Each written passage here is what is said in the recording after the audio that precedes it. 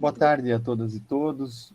Temos a satisfação de iniciar mais uma aula do curso Sistema Interamericano de Direitos Humanos e Ministério Público, uma parceria da Escola Superior do Ministério Público do Paraná, junto com o CAOP de Direitos Humanos, e também uma promoção do CEDEMP, o Centro, o Colégio de Diretores de Escolas do Ministério Público Brasileiro, da Escola Nacional do Ministério Público, das escolas do Ministério Público de Goiás, Espírito Santo, Tocantins e Paraná, e, enfim, que tem reunido aqui todas as quintas-feiras um público bastante qualificado para trabalhar esse tema. Hoje nós temos a satisfação de ter conosco mais dois grandes expositores. Vamos ter aqui hoje o Dr. César Henrique Kluge, que é mestre em Direito pela Universidade Católica de Brasília, pós-graduado em Direitos Humanos e Trabalho pela Escola Superior do Ministério Público da União, pós-graduado em Direito Processual Civil pela Escola Paulista da Magistratura. É membro auxiliar da Corregedoria Nacional do Ministério Público e procurador do Trabalho. E, na sequência, vamos ouvir o Dr. Vitor Fonseca, que é doutor, mestre e especialista em Direito Processual Civil pela Pontifícia Universidade Católica de São Paulo, tem experiência na área do direito, com ênfase em processo civil, tendo como área de pesquisa o processo civil e os direitos humanos. Ele que é coordenador do Núcleo de Processo e professor de Direito Processual Civil da Faculdade La Salle, Manaus, secretário adjunto do Instituto Brasileiro de Direito Processual e promotor de Justiça do Ministério Público do Estado do Amazonas. Divide a mesa de abertura aqui comigo, também o Dr. Rafael Oswaldo Machado Moura, para quem eu passo a palavra também para dar as boas-vindas. Boa tarde, Rafael. Boa tarde, Eduardo. Boa tarde, colegas. É uma alegria muito grande dar início a este novo encontro do nosso curso sobre o Sistema Interamericano de Direitos Humanos e o Ministério Público Brasileiro, com a grande alegria de dividir o nosso tempo e de compartilhar ideias e de ouvir colegas tão preciosos como os que a gente tem recebido no curso, e hoje não é diferente. Hoje a gente tem a grata satisfação de receber dois colegas de Ministério Público Brasileiro que vão nos ampliar a perspectiva a respeito do sistema interamericano e das possibilidades de ação do Ministério Público Brasileiro a partir, acredito eu, pelo que eu conheço do trabalho dos colegas, a partir do vértice, do horizonte da institucionalidade do processo.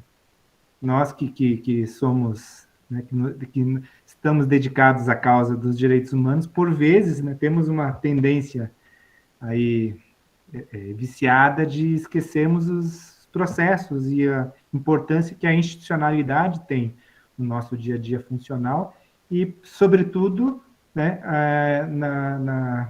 como uma ferramenta que nos possibilita aplicar os direitos, promover os direitos e ampliar o seu alcance. Então, hoje, como um encadeamento lógico do que nós já estamos estudando no curso, começando pela parte teórica, chegando no sistema interamericano, na aula passada nós colocamos os nossos olhos sobre a institucionalidade do sistema interamericano, a comissão e a corte, o seu funcionamento, suas características, tudo mais.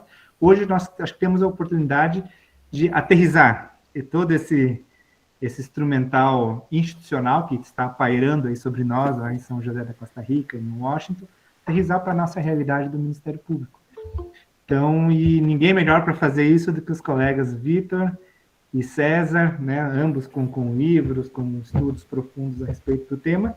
Inclusive, eu estou brincando que já começo aqui a fazer um jabá do livro aqui. Do Vitor eu não tenho aqui em mãos, mas o do César, inclusive já anunciando que o César vai fazer um sorteio aqui para os participantes do curso de hoje. Então, é uma alegria muito grande nós temos a oportunidade de aterrissar a institucionalidade do sistema interamericano, trazendo para perto do Ministério Público para que a gente consiga promover o tão desejado diálogo institucional, né, interamericano com o nosso Ministério Público. Então, né, feita essa introdução, dou as boas-vindas agora oficiais e públicas aos nossos queridíssimos colegas e desejo a nós todos uma excelente aula. É isso aí, então, vamos direto passar a palavra ao César, agradecendo mais uma vez por estar conosco e contribuir com esse curso para o Ministério Público Brasileiro.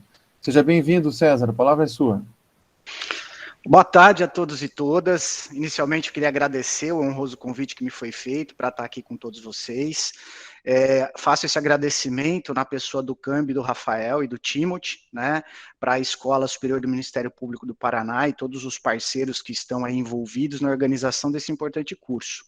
Não posso deixar de agradecer também a prestatividade, todo o carinho, a atenção da André e da Leonora, as servidoras aí da escola, muito queridas, dando todo o apoio necessário para essa realização.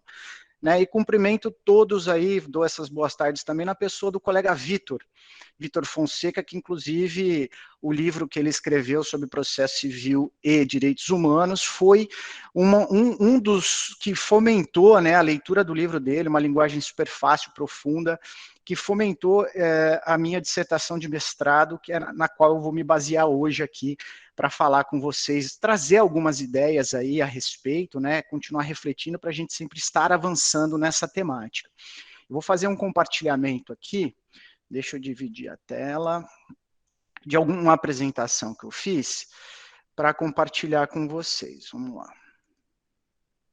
Bom, o tema que foi escolhido hoje, que nos foi passado, é o que o Ministério Público e o Judiciário brasileiros têm a ver com o sistema interamericano de direitos humanos. Eu e o Vitor, a gente conversou a respeito e nós vamos, para facilitar, nós vamos dividir a exposição. Eu vou focar no Ministério Público e o Vitor vai focar na questão do controle de convencionalidade e outros aspectos no Judiciário. A respeito do Ministério Público, eu começo fazendo duas indagações. A primeira, o sistema interamericano ele pode ser considerado um instrumento válido e eficaz para auxiliar na concretização dos direitos essenciais à pessoa no cenário nacional? Em caso positivo, se ele for um instrumento válido e eficaz, de que forma o Ministério Público pode se utilizar desse instrumento? Então, para iniciar essa reflexão, eu vou fazer uma breve passagem por algumas questões do sistema interamericano e depois da relação do Ministério Público com os direitos humanos. Algo que vocês já viram com profundidade nas exposições, nos palestrantes e nas palestrantes anteriores. O que eu queria destacar para vocês inicialmente? Sempre lembrando que quando nós vamos estudar um sistema internacional de proteção dos direitos humanos, eu gosto de dividir dessas três formas, a estrutura orgânica, a normativa e os mecanismos de controle. No caso do sistema interamericano, nas aulas anteriores, vocês já viram com profundidade a questão da a origem do sistema, o marco teórico, a estrutura, os órgãos principais, a comissão e a corte, a estrutura normativa, que sempre é mencionada, e aqui eu destaco a Carta da Haia, a Declaração Americana, ambas de 48, depois a Convenção Americana e os protocolos adicionais, que são dois, um relacionado à pena de morte, outro sobre os direitos econômicos, sociais e culturais, a Carta Democrática Interamericana, que é um instrumento, embora de natureza não vinculante, tem diretrizes extremamente importantes no que tange à democracia, nos valores democráticos e os tratados temáticos. E depois também, o que já foi estudado anteriormente, a questão dos mecanismos de controle. E aqui eu destaco basicamente, para fins didáticos, uma visão tripartite.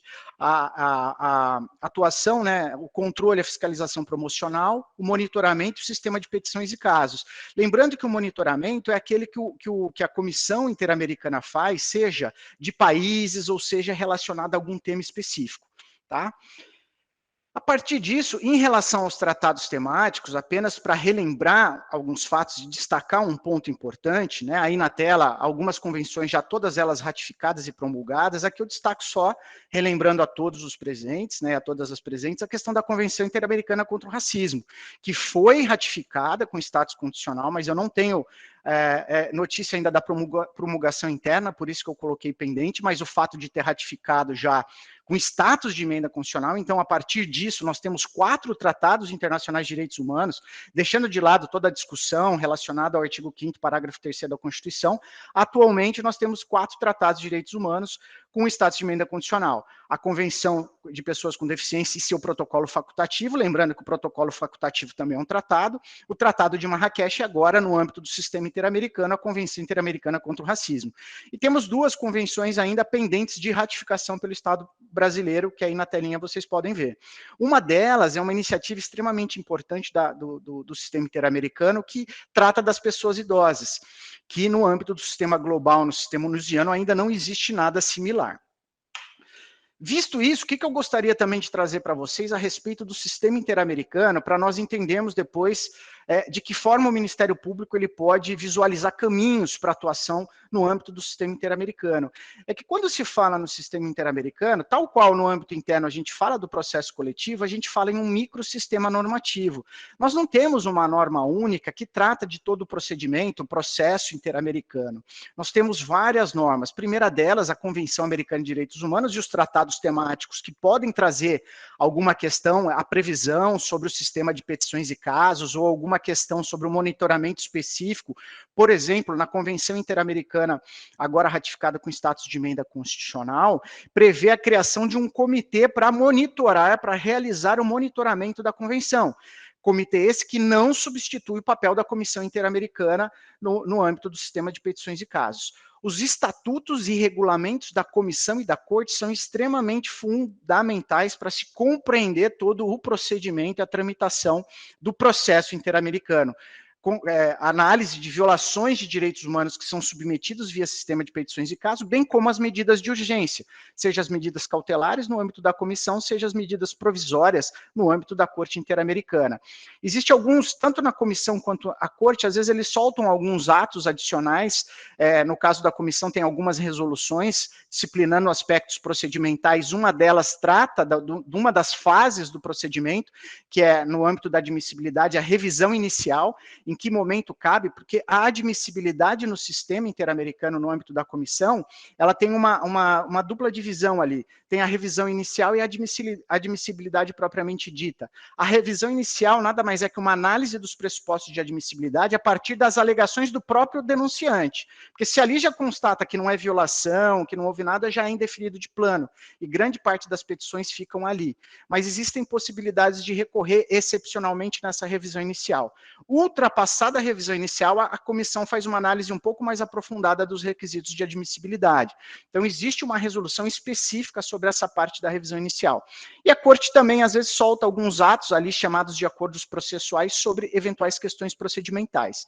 Existe um regulamento unificado da Associação Interamericana de Defensorias Públicas que trata da questão do defensor público interamericano, porque quem estabelece os critérios é essa associação internacional, existindo critérios diferentes para a designação de um defensor público interamericano, seja no âmbito da comissão, no âmbito da corte, há critérios diferentes. Visto isso, eu gostaria de relembrar apenas a questão da diferença de regimes que também temos no âmbito do sistema de petições e casos, na análise de violações de direitos humanos submetidas ao sistema interamericano. Nós temos o regime da OEA e o regime da Convenção. O Brasil, por ter ratificado a Convenção Americana e reconhecido a competência da Corte, ele se vincula ao regime da Convenção Americana, que é mais específico, ele é mais detalhado, sendo o regime da OEA subsidiário. Tanto que a opinião consultiva 26 da Corte Interamericana, que trata da denúncia à Convenção ou denúncia à Carta da OEA, expressamente fala, se você denunciar a Convenção Americana, né, de direitos humanos, você ainda permanece vinculado ao regime da OEA, sendo submetido ainda ao monitoramento da Comissão Interamericana. A diferença básica entre os dois regimes é que o regime da OEA, além de ter como fundamento normativo a Carta da OEA e a Declaração Americana, ele tramita apenas na comissão, ele não vai para a corte. Mas no regime da Convenção, é possível que o procedimento, a análise, fique apenas no âmbito da comissão, caso o país não tenha reconhecida a competência expressa da Corte. Se reconheceu a competência expressa da Corte, entende-se que aí o procedimento vai ter natureza bifásica. Não há como o Estado, como já houve isso, né, e naquela oportunidade, no caso Viviana Gallardo, a Corte Interamericana falou, o Estado não pode renunciar a essa etapa perante a comissão, é obrigatório passar perante a comissão para o caso chegar na Corte, ok? Visto isso, a questão agora é ver. Bom, nós temos um cenário, né, que aqui eu fiz um breve, um rápido apanhado, considerando já todas as aulas anteriores que trataram com muita profundidade a respeito do sistema interamericano. Qual a relação do Ministério Público com os direitos humanos? A resposta pode parecer óbvia, né, mas nós temos que refletir com muita cautela e com muita propriedade, até mesmo para depois analisarmos a obrigatoriedade ou o papel do Ministério Público em relação a esses tratados internacionais de direitos humanos. Então, quando fala em relação do Ministério Público com os direitos humanos, eu parto de duas vertentes. A primeira é a gramática de direitos humanos adotada pela Constituição Federal de 88. E segundo, o perfil e a missão constitucional atribuída pela Constituição de 88 ao Ministério Público. E aí vem a primeira pergunta. Qual ordenamento jurídico deve ser fiscalizado e observado pelo Ministério Público brasileiro? O ordenamento aqui, utilizando as palavras do professor Cansado Trindade, o ordenamento jurídico de proteção, composto não só pelas normas nacionais, mas também pelas normas internacionais, a partir da gramática de direitos humanos adotada pela Constituição de 88, lá no seu artigo 5º, principalmente, parágrafo 2º. Qual regime democrático deve ser defendido? E aqui entra a grande importância, a meu ver, da Carta Democrática Interamericana, porque ali vem especificado muito claramente a importância não apenas da democracia formal, da questão dos direitos políticos, mas notadamente a questão da democracia material, a questão dos valores democráticos que devem ser defendidos. E dentre os valores democráticos elencados na Carta Democrática Interamericana, está lá expressamente o respeito aos direitos humanos, a eliminação de toda forma de discriminação, entre outros. E quais interesses sociais individuais devem ser protegidos? Proteção dos direitos sociais individuais indisponíveis, patamares mínimos consagrados tanto no plano interno quanto internacional. É uma interação, uma complementariedade entre os ordenamentos jurídicos. E nós vamos ver, ao final, qual é o maior, a meu ver, claro, né, sujeita a críticas e outras ideias, qual o maior desafio nessa relação entre os ordenamentos jurídicos. E aí, a partir do exame da estrutura do sistema interamericano, do seu microsistema normativo, conjugado com o papel, a relação do Ministério Público brasileiro com os direitos humanos, lembrando que o Ministério Público brasileiro, quando previsto na Constituição Federal de 88, se nós avaliarmos, estudarmos os escritos relacionados à Constituinte, vamos verificar que a ideia inicial era criar a Defensoria do Povo. Posteriormente, entendeu-se por unir e conjugar numa única instituição, né, as funções de defensor do povo e também aquelas funções mais clássicas do Ministério Público, de acusação, etc. Então, o Ministério Público ficou com essa função também de ombudsman. Então, a partir disso, dessa visualização do sistema interamericano, do seu funcionamento, das normas relativas, de como cada órgão ali funciona, e do papel do Ministério Público perante os direitos humanos, quais são os possíveis caminhos que o Ministério Público pode trilhar no âmbito do sistema interamericano? E por que eu coloquei no âmbito, entre aspas? Porque no âmbito, para mim, não é perante. Perante é lá internacionalmente. No âmbito é um modo mais global. E aí é que se vem a questão da atuação nacional e atuação internacional. O importante de termos em mente aqui é o quê? Que a atuação prioritária é a nacional, não é internacional. Quando nós falamos, vamos atuar no âmbito do sistema interamericano, etc., a primeira ideia que vem é, vamos peticionar para a comissão, vamos peticionar para algum comitê da ONU, vamos levar o caso para a OIT. Mas antes disso, né, até pela estrutura dos sistemas internacionais de proteção que se fundamentam na subsidiariedade, nós temos que primeiro olhar internamente.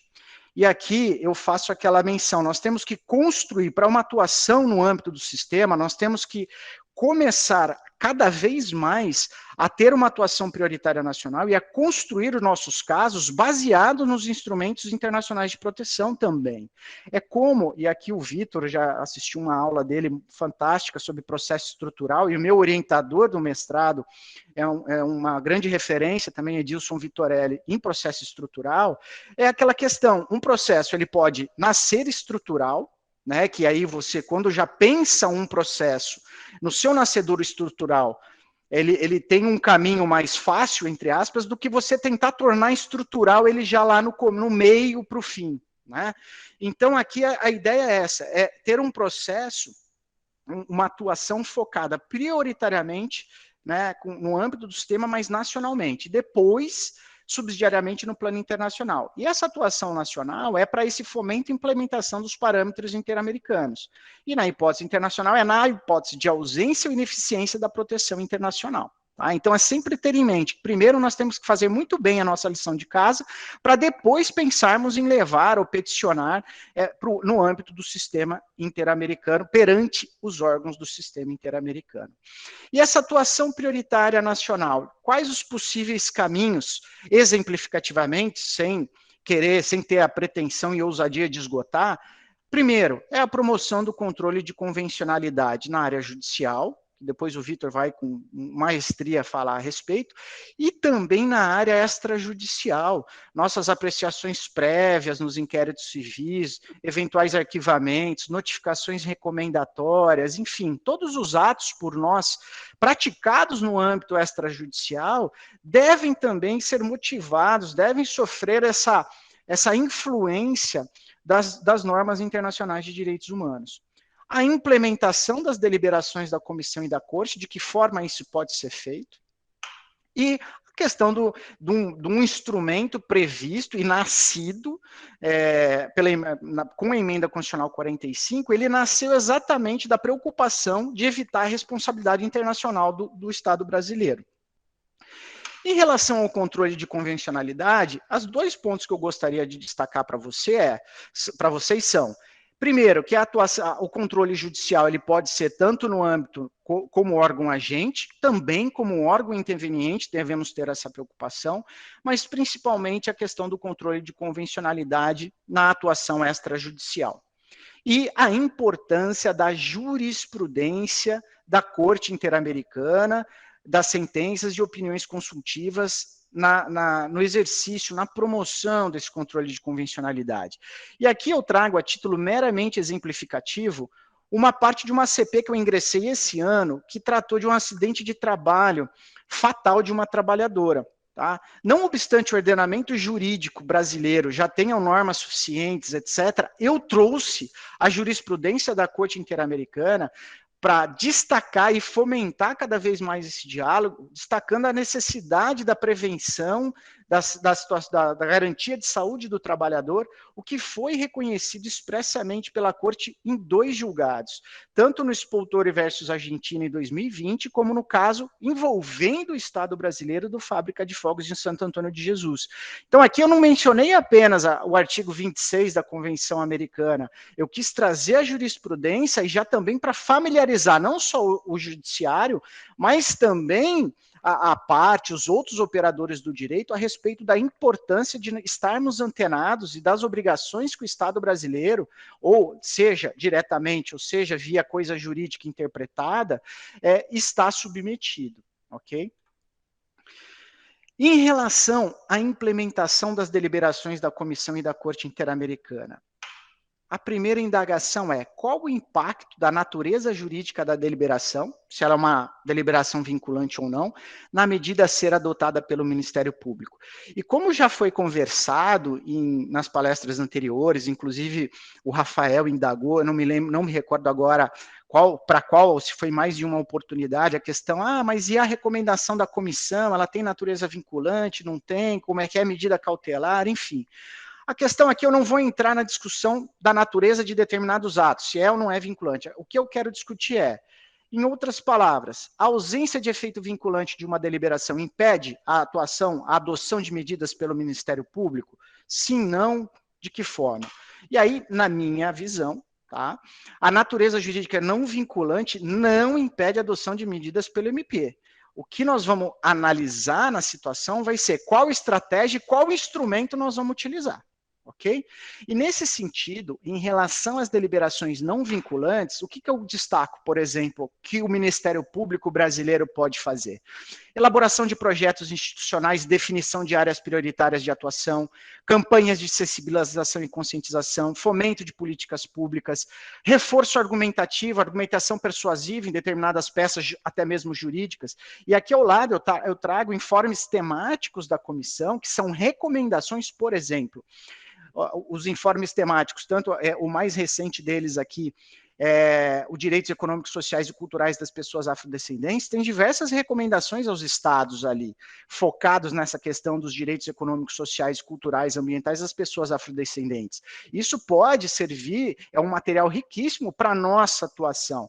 Pode não ser aquela que eu posso exigir, a gente não pode pensar só na questão da exigência direta e imediata, mas nós podemos construir caminhos e consolidar caminhos importantes a partir dessas deliberações não vinculantes. O informe sobre os estándares interamericanos sobre empresas em direitos humanos tem várias recomendações não só para os estados, mas também para as empresas, fundadas nos princípios orientadores da ONU, lá nos princípios de Hug, e a própria situação de direitos humanos no Brasil, as recomendações do Estado brasileiro não são vinculantes, mas podemos olhar esse material e falar, opa, o Estado brasileiro tem essa situação, então podemos estabelecer um projeto na área X, área Y do Ministério Público, vamos focar nessa, pode auxiliar no estabelecimento de prioridades de atuação. Outro ponto nessa questão promocional, nessa atuação em deliberações não vinculantes, a questão do Covid. E aqui eu trago para vocês, tanto a comissão como a corte produziram materiais diversos a respeito da temática que podem servir para fortalecer ou implementar diretrizes, seja no âmbito do próprio Ministério Público, como administrador, né, e como responsável pela saúde dos seus membros, servidores, servidoras, estagiários, terceirizados, seja para buscarmos alternativas no âmbito da administração pública. A Comissão Interamericana, para vocês verem, esse SACROI Covid foi uma sala criada ali no início da pandemia e eles foram se aperfeiçoando no decorrer do tempo, então tem vários materiais, tem medidas cautelares que foram deferidas, tem essas 3 resoluções que foram emitidas pela Comissão Interamericana a respeito do tema, tratando disso. E no âmbito da Corte também, ali tem, olha, tem conferências, tem ciclo de conferências sobre a temática, tem materiais audiovisuais, tem um infográfico, tem esse link interessantíssimo sobre pronunciamentos de organismos internacionais. Você clicando nele, você vai ver outros, a OIT, eles ali compilaram vários links de acesso para o sistema africano, o que falou a respeito do tema. Então, assim, é um material muito rico que pode nortear a nossa atuação. Então, não é o fato de não ser vinculante que não serve, não presta ou alguma coisa do gênero, muito pelo contrário. Nós, principalmente o Ministério Público, devemos olhar cada vez mais para esse material, para o estabelecimento dos nossos, no âmbito do Ministério Público, acho que é Plano Geral de Atuação, PGA, PGN, né, que existe aí na parte administrativa, e é um material riquíssimo aí, não só a agenda global da ONU, mas no âmbito do sistema interamericano, nós temos aí um material bastante rico. Em relação a isso, nessa parte de promocional, nessa parte não vinculante, o CNJ criou um observatório de direitos humanos, e olha que interessante os objetivos desse observatório, cujo material, todo esse material produzido, todas essas recomendações não vinculantes vão ser ouro para o trabalho desse observatório, formulação de políticas, projetos e diretrizes, promover articulação com instituições, acordos de cooperação, elaboração de estudos e pareceres, publicações, aprimoramento da tutela dos direitos no âmbito do Poder Judiciário. Então, veja o material rico que existe e os caminhos aí que podem ser trilhados com as deliberações não vinculantes. E as deliberações vinculantes? O primeiro passo é a própria atuação promocional, e aqui eu destaco uma outra resolução do CNJ, que criou uma unidade de monitoramento e fiscalização de decisões e deliberações da Corte. E aí eu já faço aqui uma primeira reflexão a respeito. Não conheço órgão similar no CNMP, não conheço órgão similar no GNDH, que é um órgão responsável de direitos humanos que congregam aí todos os ramos do Ministério Público brasileiro, não conheço, pode ser que tenham criado e seja ignorância da minha parte, mas eu não conheço, e nem no âmbito dos ministérios públicos das assessorias. Vários ministérios públicos, sequer assessoria ou estrutura relacionada à parte internacional existe. Né, existem algumas estruturas de direitos humanos, mas que podem avançar. E ali, uma dessas questões trazidas por essa unidade de monitoramento, que eu quero destacar essa atuação promocional em razão das deliberações vinculantes, é a sugestão de propostas e observações ao poder público acerca das providências a serem adotadas para cumprir aquela determinação constante em deliberação vinculante. Então, não basta a gente só olhar para uma sentença da Corte Interamericana, ver as obrigações do Estado brasileiro e querer já sair executando, não é isso. No âmbito dos direitos humanos, os senhores e as senhoras sabem muito bem que a atuação articulada, o envolvimento da sociedade civil, dos órgãos públicos, do Ministério Público, quanto mais pessoas unidas na questão, melhor, inclusive porque muitas das sentenças da Corte Interamericana agora, essa é uma das qualidades, mas também criticada por outras estudiosos, é que ela está determinando muitas medidas estruturais, e medidas estruturais são complexas, não se cumpre como o pagamento de uma indenização que basta o desembolso daquela quantia, tá?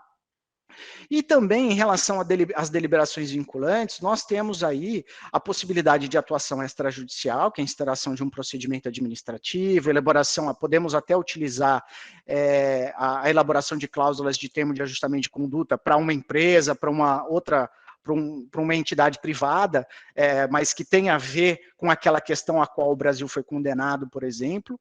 E atuação judicial, que a depender da força executiva da deliberação, você vai usar o processo de conhecimento, ou às vezes até mesmo uma ação de execução, tá?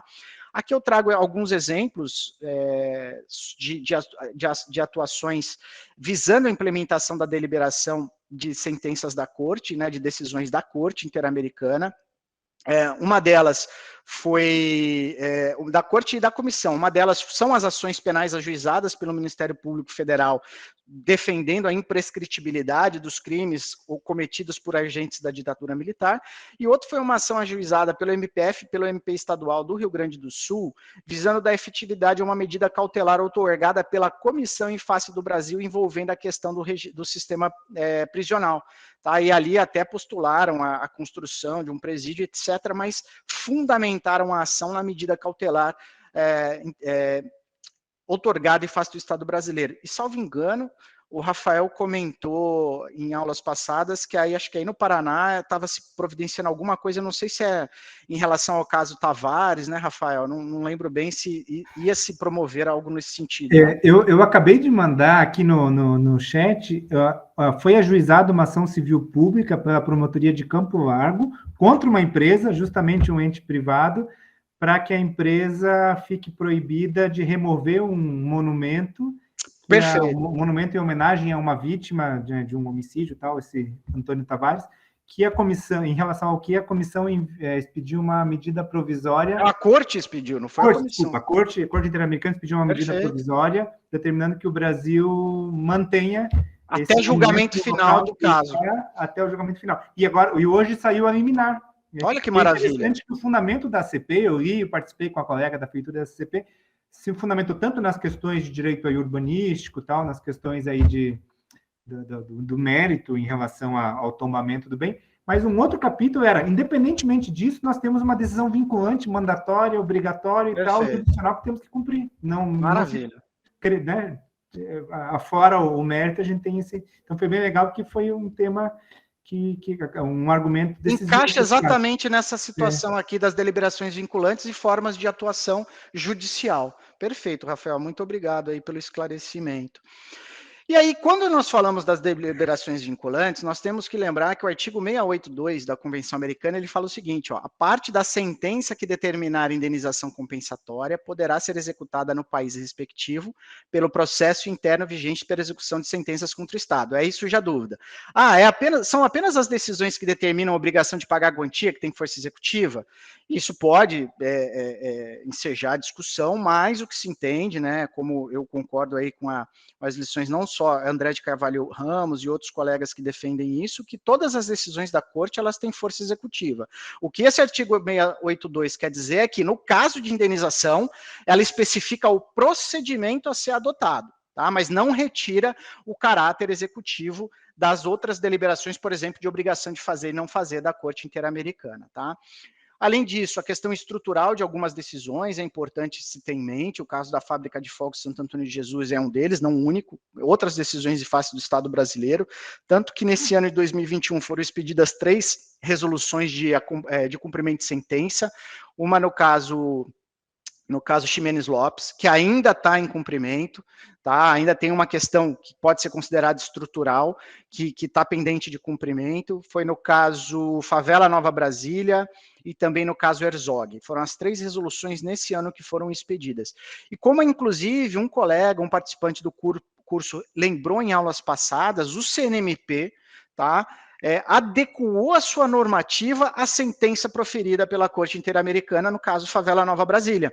Então, isso é uma forma, vamos dizer, uma convencionalidade na prática, a adequação e harmonização da normativa interna com a normativa internacional.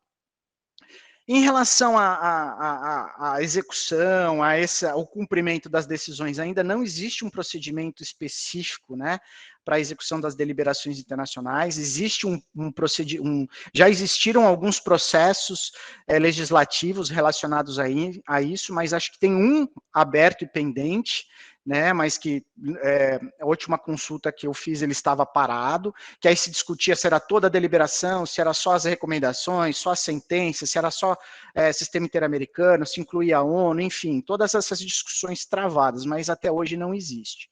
E o que eu queria trazer também de diferente aqui é a possibilidade, isso foi um trabalho, a tese de doutorado de um colega do Ministério Público do Estado de Sergipe, o Augusto, né, um colega com quem eu troquei ideia também, e eu vi a tese de doutorado dele, ele trouxe essa possibilidade de responsabilização do agente público brasileiro pelo descumprimento da sentença da Corte Interamericana por ato de improbidade administrativa.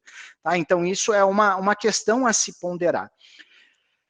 A grande questão aqui de se analisar é que até hoje, por exemplo, eu desconheço ações de execução ajuizadas para que, fora essa que nem o Rafael mencionou, um outro caso, mas para o pagamento de quantia, porque até hoje o Brasil tem pago as quantias, tá?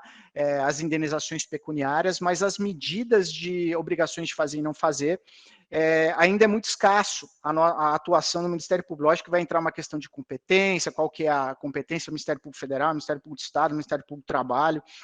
No caso do Ministério Público do Trabalho, o caso Fábrica de Fogos tem várias questões trabalhistas importantes ali, e temos um grupo no âmbito do Ministério Público do Trabalho acompanhando de perto, porque existiram ali mais de 70 ações trabalhistas das vítimas, no caso da Fábrica de Fogos, mas essa questão da improbidade é algo a se pensar, e eu trouxe aí como uma ideia, né, que eu menciono ali no meu trabalho, mas também que foi desenvolvida aí pelo colega Augusto Rezende, que faço questão de mencioná-lo.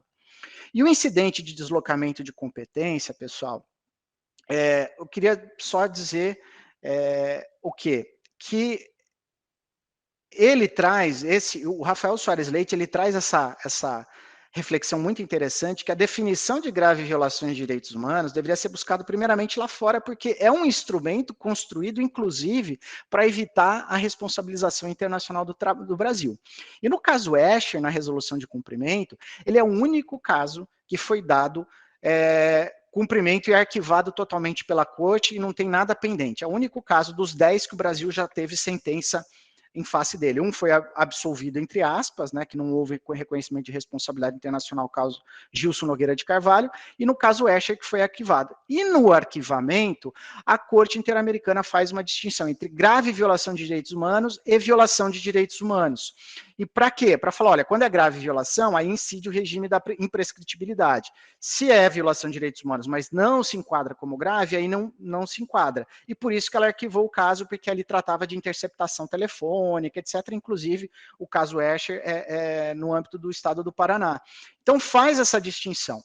E aí, o que eu trago para vocês? Eu não sei se todos já tiveram conhecimento, recentemente, o STJ publicou a decisão do incidente de deslocamento de competência da chacina da favela Nova Brasília. Essa está em vermelho aí, a decisão foi publicada dia 31 de agosto, então é bem recente. Nesse caso, inclusive, a Corte, na sentença da favela Nova Brasília, suscitou, fez uma das determinações, era para o Brasil avaliar, via Procuradoria-Geral da República, a possibilidade de deslocamento de competência, ok? Mas não houve a determinação para fazer o deslocamento de competência, até porque a Corte não entraria nisso, mas avaliar.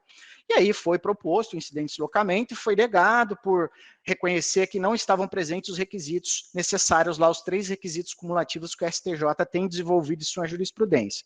O que eu queria chamar a atenção aqui? E isso vai ser um dos desafios lá no final.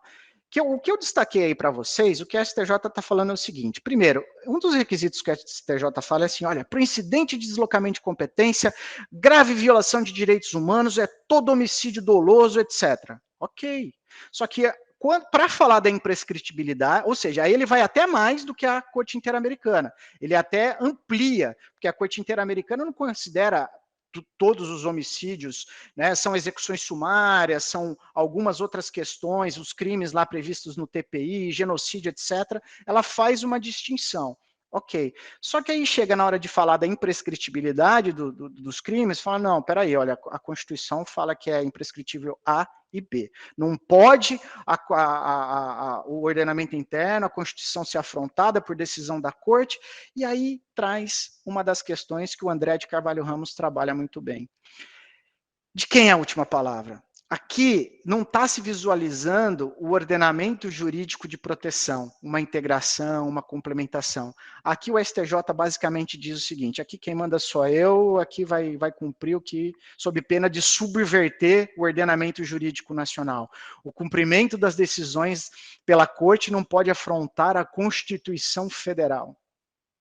Então, isso traz muitas reflexões, e isso é um sinal, né, da resistência que se tem, né, para avançar a superação da dicotomia entre monismo e dualismo jurídico, ok?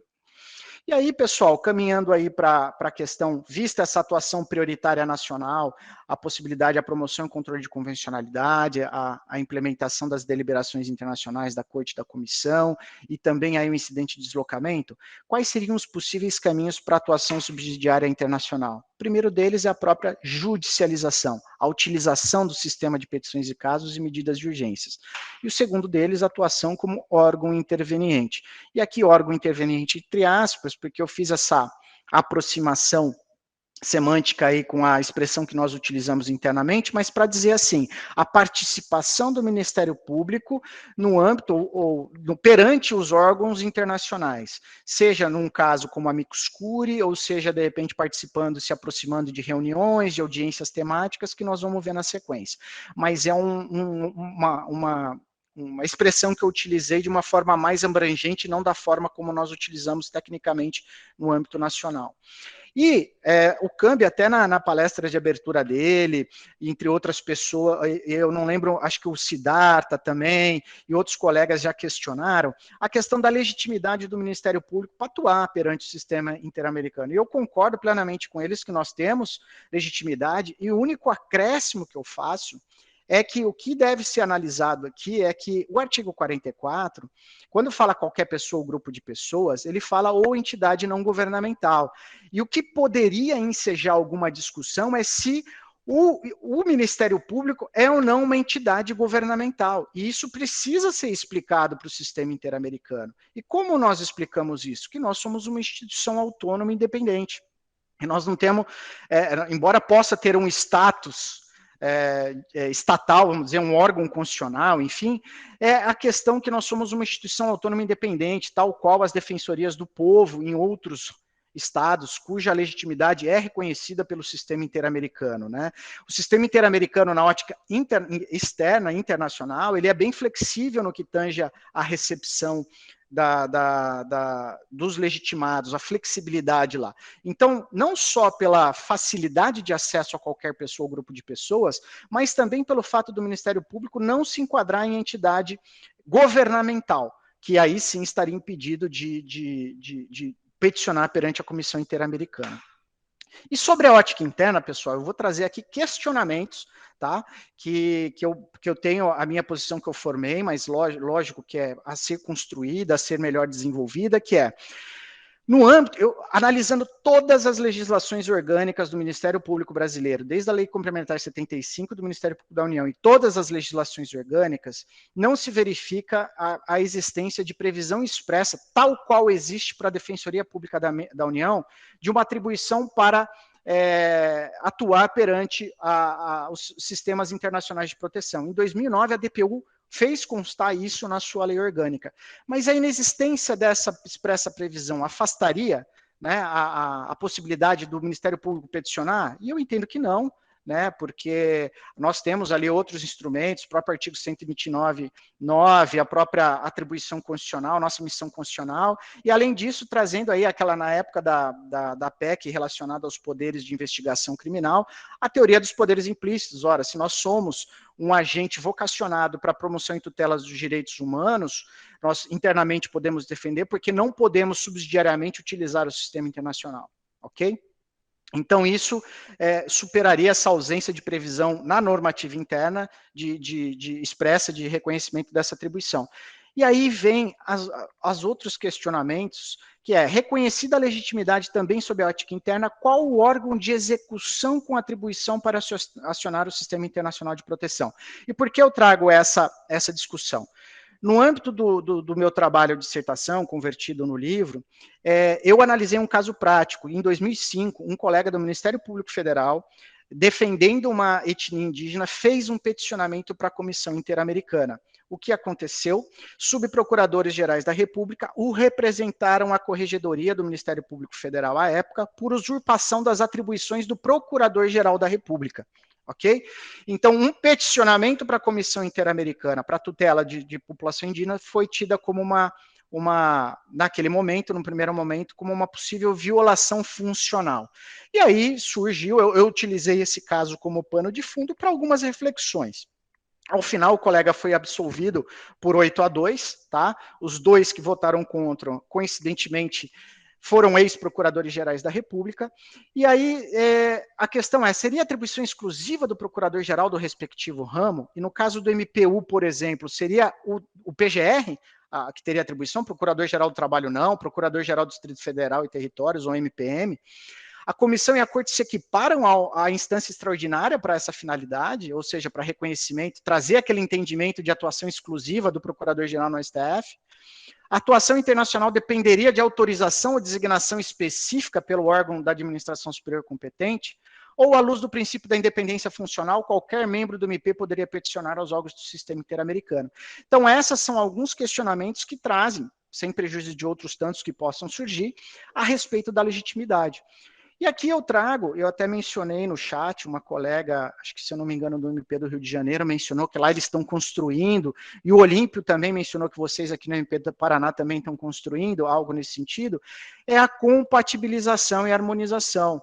E, salvo o melhor juízo, para mim, né, eu sou muito favorável a essa, eu não vejo como alguns colegas enxergam que a independência funcional e a unidade não estão no mesmo patamar, eu enxergo que estão, então precisam de harmonização, são dois princípios constitucionais, porque eu não vejo a unidade só de uma finalidade administrativa e orgânica, eu vejo como unidade também, uma unidade de missão a ser executada pelo Ministério Público. E o Ministério Público do Trabalho estabeleceu um ato que eu vejo com bons olhos, que é uma forma de tentar compatibilizar. Então, o Procurador-Geral da República, do Trabalho, ele pode se manifestar, apresentar as denúncias, mas se tiver um caso em andamento, sempre vai ter a participação do procurador natural. tá? Basicamente é isso. E nós tivemos, eu desconheço outros casos, e até a época, quando eu fiz contato, né, Rafael, contigo, no início dos meus trabalhos, eu entrei em contato com o Rafael, por ter colegas aí no MP do Paraná, para saber quem...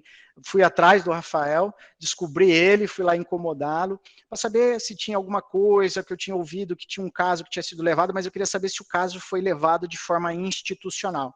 E o Ministério Público do Trabalho, ele levou um caso, inclusive, coincidentemente, é do estado do Paraná, para a Comissão Interamericana, é o caso Telepar. Tá? E ali, o caso Telepar, junto com a Terra de Direitos, que é uma ONG atuante em direitos humanos, e a Associação dos Demitidos da Telepar, o Ministério Público do Trabalho levou esse caso à Comissão Interamericana, e o objetivo foi levar esse caso para que a Comissão Interamericana, o Sistema Interamericano, analise a proteção ao trabalho numa perspectiva coletiva, a questão das demissões coletivas ou demissões em massa. Tá? E aqui eu faço um breve parênteses, lembrando que há um livro muito interessante da Camila Koch, onde ela estuda os critérios de judicialização da Comissão Interamericana.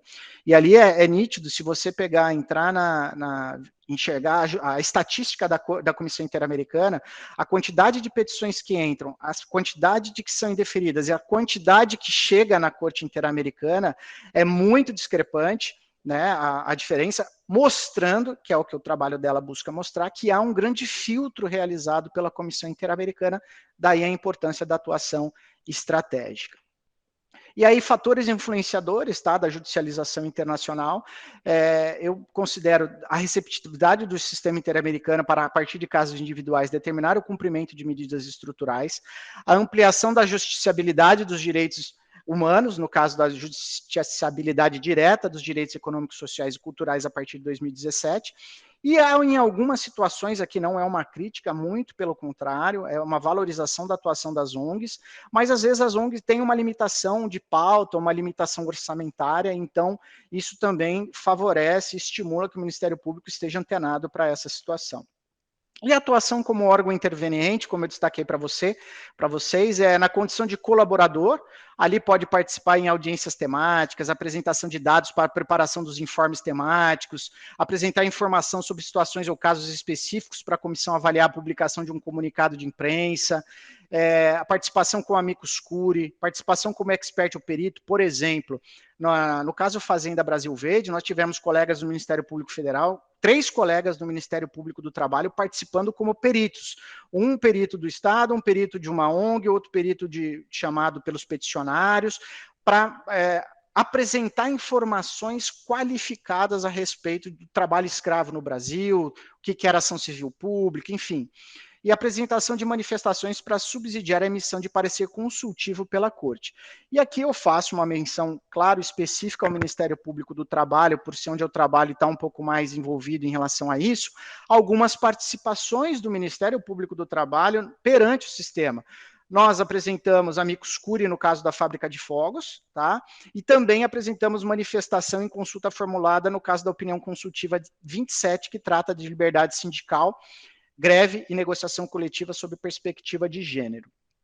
E aí, caminhando já para o fim, tá? Eu acho que eu já até extrapolei meu tempo, e aí eu falo a questão do o que seria um Ministério Público Interamericano? É possível, não é possível? É viável? Né? Poderíamos falar que o Ministério Público Brasileiro pode ou deve atuar como Ministério Público Interamericano e de que forma? Na realidade, essa expressão Ministério Público Interamericano surgiu a partir de julgados da Corte que falam que os juízes nacionais devem ser os juízes interamericanos, exatamente a partir daquela perspectiva de atuação prioritária nacional e subsidiária internacional. E a partir disso, portanto, toda autoridade pública deve ser uma guardiã do sistema interamericano, prioritariamente por isso falar em Ministério Público Interamericano. De que forma deve ser essa atuação? Essa atuação deve ser estratégica, né? Porque não dá para se levar, isso deve ser pensado no âmbito de quando for se pensar em regulamentação das denúncias, a Defensoria Pública da União está bem avançada em relação a isso, né? Sobre essa temática também, é uma instituição bastante bacana para se fazer parceria, para se conversar a respeito. A atuação estratégica é levar uma questão para a resolução com a finalidade de alcançar mudanças estruturais e não apenas um caso específico, né? Seja pelo avanço da jurisprudência, que foi o principal ponto do Ministério Público do Trabalho e das associações, no caso Telepar, para avançar na jurisprudência, porque não tem jurisprudência relacionada à dispensa coletiva à luz do artigo 26 da Convenção Americana, seja para mudança direta de comportamento de Estado. E dentre os desafios, aí trazendo à tona aquela decisão do STJ recente, é a superação da dicotomia do monismo e dualismo, a ampliação da cultura orientada pelo ordenamento jurídico de proteção. Esse é um grande desafio ainda a se avançar, porque por mais que falemos, sabemos das normas internacionais, a gente sabe que na prática existe uma resistência, um desconhecimento, enfim, então precisamos avançar nisso. Para chegar ao que seria, a meu ver, o ideal, é essa relação coordenada, harmônica, complementar entre todos os sistemas de proteção, tendo a dignidade humana, a proteção do ser humano no centro como principal critério axiológico aí.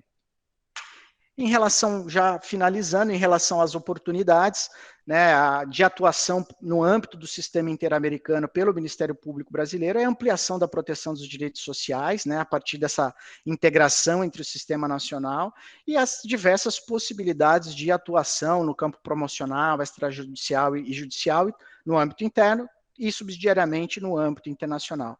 Aqui apenas algumas sugestões para a consolidação desse MP interamericano, a constante capacitação. Esse curso é um exemplo claro, né, nesse caminho, o acompanhamento dos trabalhos das relatorias, o acompanhamento dos casos em tramitação, constituição de repositório de doutrina e jurisprudência traduzida por português, tradução de documentos, e como o André de Carvalho Ramos falou na apresentação dele, não precisa sair do zero. A USP já fez algumas traduções, outras pessoas já fizeram, é a união de esforços, principalmente com o âmbito acadêmico, né, isso é muito importante, as parcerias com as instituições de ensino e clínicas de direitos humanos, né, e para essa capacitação. E aqui, para finalizar agora, eu trago só 2 instrumentos que podem ser utilizados pelo Ministério Público Brasileiro, oferecidos pela Comissão Interamericana, que são plataformas ali o CIMORE, são plataformas que registram todas as recomendações da comissão, e recentemente lançado, embora previsto em 2019, o Observatório de Direitos Humanos da Comissão Interamericana. E finalizando aqui, eu trago, né, o convênio, o Ministério Público do Trabalho, que fez com a Comissão Interamericana. Nós temos já o 2º ano que tem um colega trabalhando lá na Comissão Interamericana. Atualmente a Sofia Vilela está lá na Relatoria de Direitos Econômicos, Sociais e Culturais, e o CNMP abriu aí a seleção para a Secretaria Executiva. Esses são tipos de parcerias extremamente importantes para a gente consolidar esse Ministério Público Interamericano.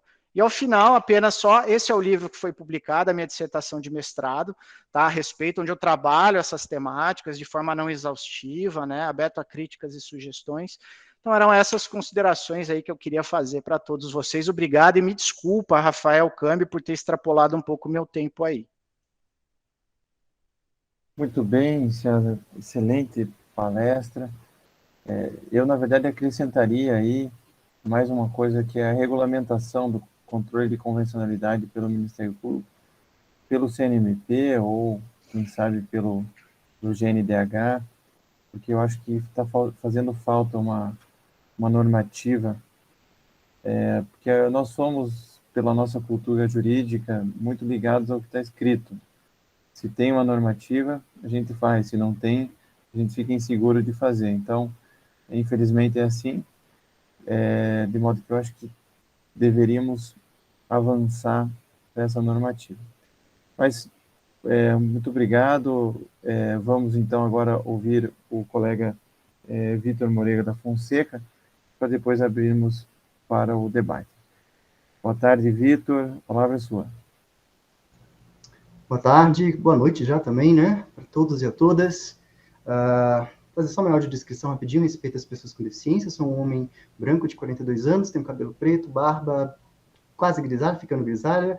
Eu estou de terno cinza, camisa branca com listas cinzas, gravata preta listradas, e atrás de mim eu tenho uma estante com prateleiras pretas com livros jurídicos.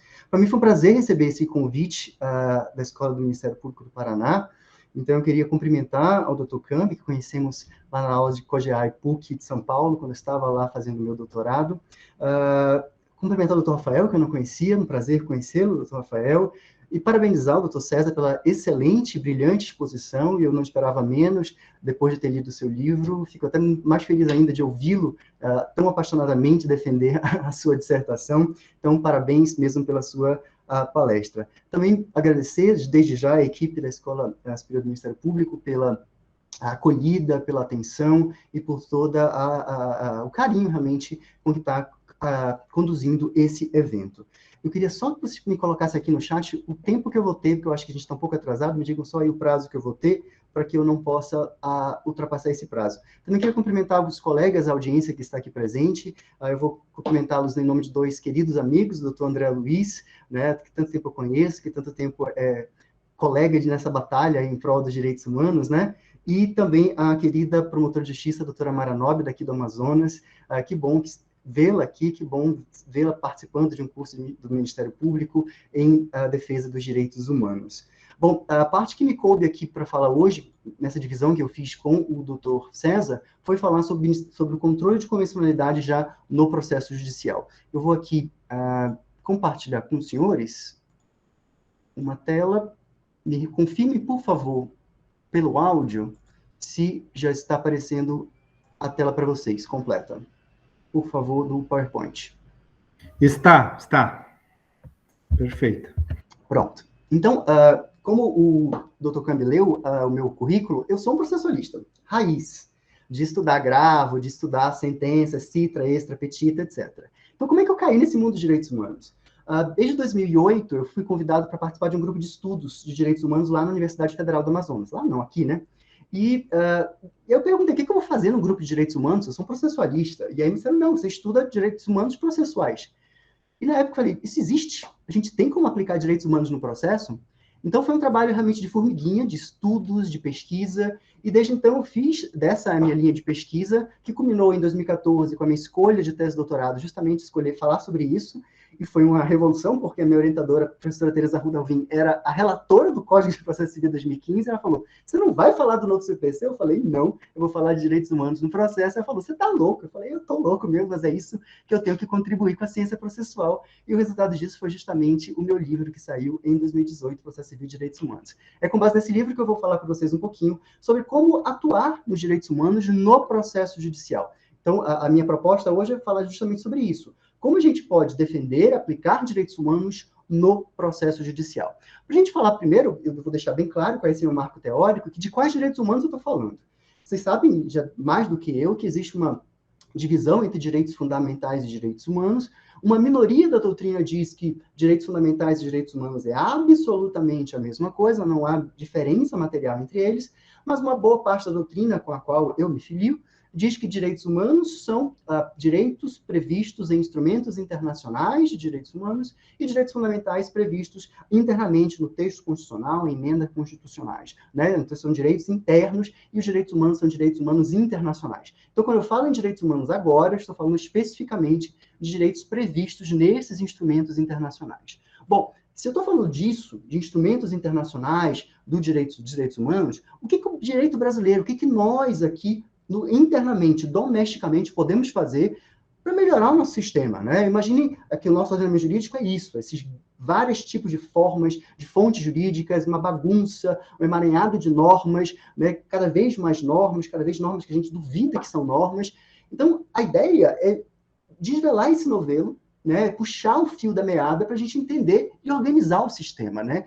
O que a gente tem que fazer com esses direitos humanos? Como é que a gente pode melhorar o nosso direito a partir desses direitos humanos? Eu vou dar 2 exemplos para vocês para entender como que a gente pode melhorar ou pode retroceder em relação a isso. Bom, vocês devem conhecer a famosa arguição de cumprimento de preceito fundamental 153, que discutiu no Supremo Tribunal Federal, a partir de uma propositura da OAB, a lei de anistia. A proposta era saber se a lei de anistia deveria ou não continuar vigente no Brasil, para, obviamente, responsabilizar crimes ocorridos durante a ditadura militar. O STF, naquela época, disse que era contra essa revisão da lei de anistia, porque a lei de anistia era absolutamente constitucional. Bom, no mesmo ano, ironicamente, não sei se foi uma coincidência do destino, a Corte Interamericana julgou o famoso caso Gomes Lund e outros, o caso Guerrilha do Araguaia contra o Brasil, e disse a famosa frase: STF, você errou. STF, você está errado, a lei de anistia brasileira é inconvencional. A lei de anistia brasileira pode até ser constitucional, mas a lei de anistia é absolutamente contrária a todos os tratados internacionais que você assinou. Você assinou tratados contra a tortura, contra desaparecimento forçado, contra execuções extrajudiciais, contra qualquer tipo de violação de direitos humanos do jeito que aconteceu durante a ditadura militar, especificamente na Guerrilha do Araguaia, e você está encobrindo tudo isso a partir da sua lei de anistia. Então, ela pode até ser constitucional, mas ela é inconvencional. Curiosamente, isso aconteceu meses depois, no mesmo ano de 2010. Me parece que nesse exemplo, na DPF 153, é um exemplo negativo. Nós não aprendemos, apesar de já ter integrado o ordenamento jurídico brasileiro, o Pacto de São José, desde 1992, nós não aprendemos nada com esse exemplo. Mas existe um bom exemplo positivo para a gente ver que a gente pode avançar, que é a famosa audiência de custódia.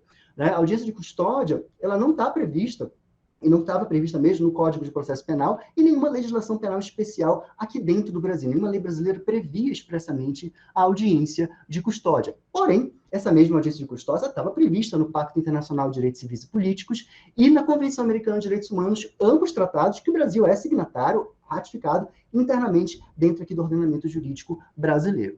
Pois bem, a proposta era, será que nós podemos aplicar essa audiência de custódia mesmo sem lei? Nós podemos utilizar na nossa prática judicial, no processo penal, essa audiência de custódia, mesmo sem uma lei especificando? Bom, na DPF 347, o STF, de maneira exemplar dessa vez, falou que sim, a gente tem que implantar a audiência de custódia, porque o Brasil assinou esses tratados e o Brasil precisa cumprir essa obrigação internacional de realizar as audiências de custódia.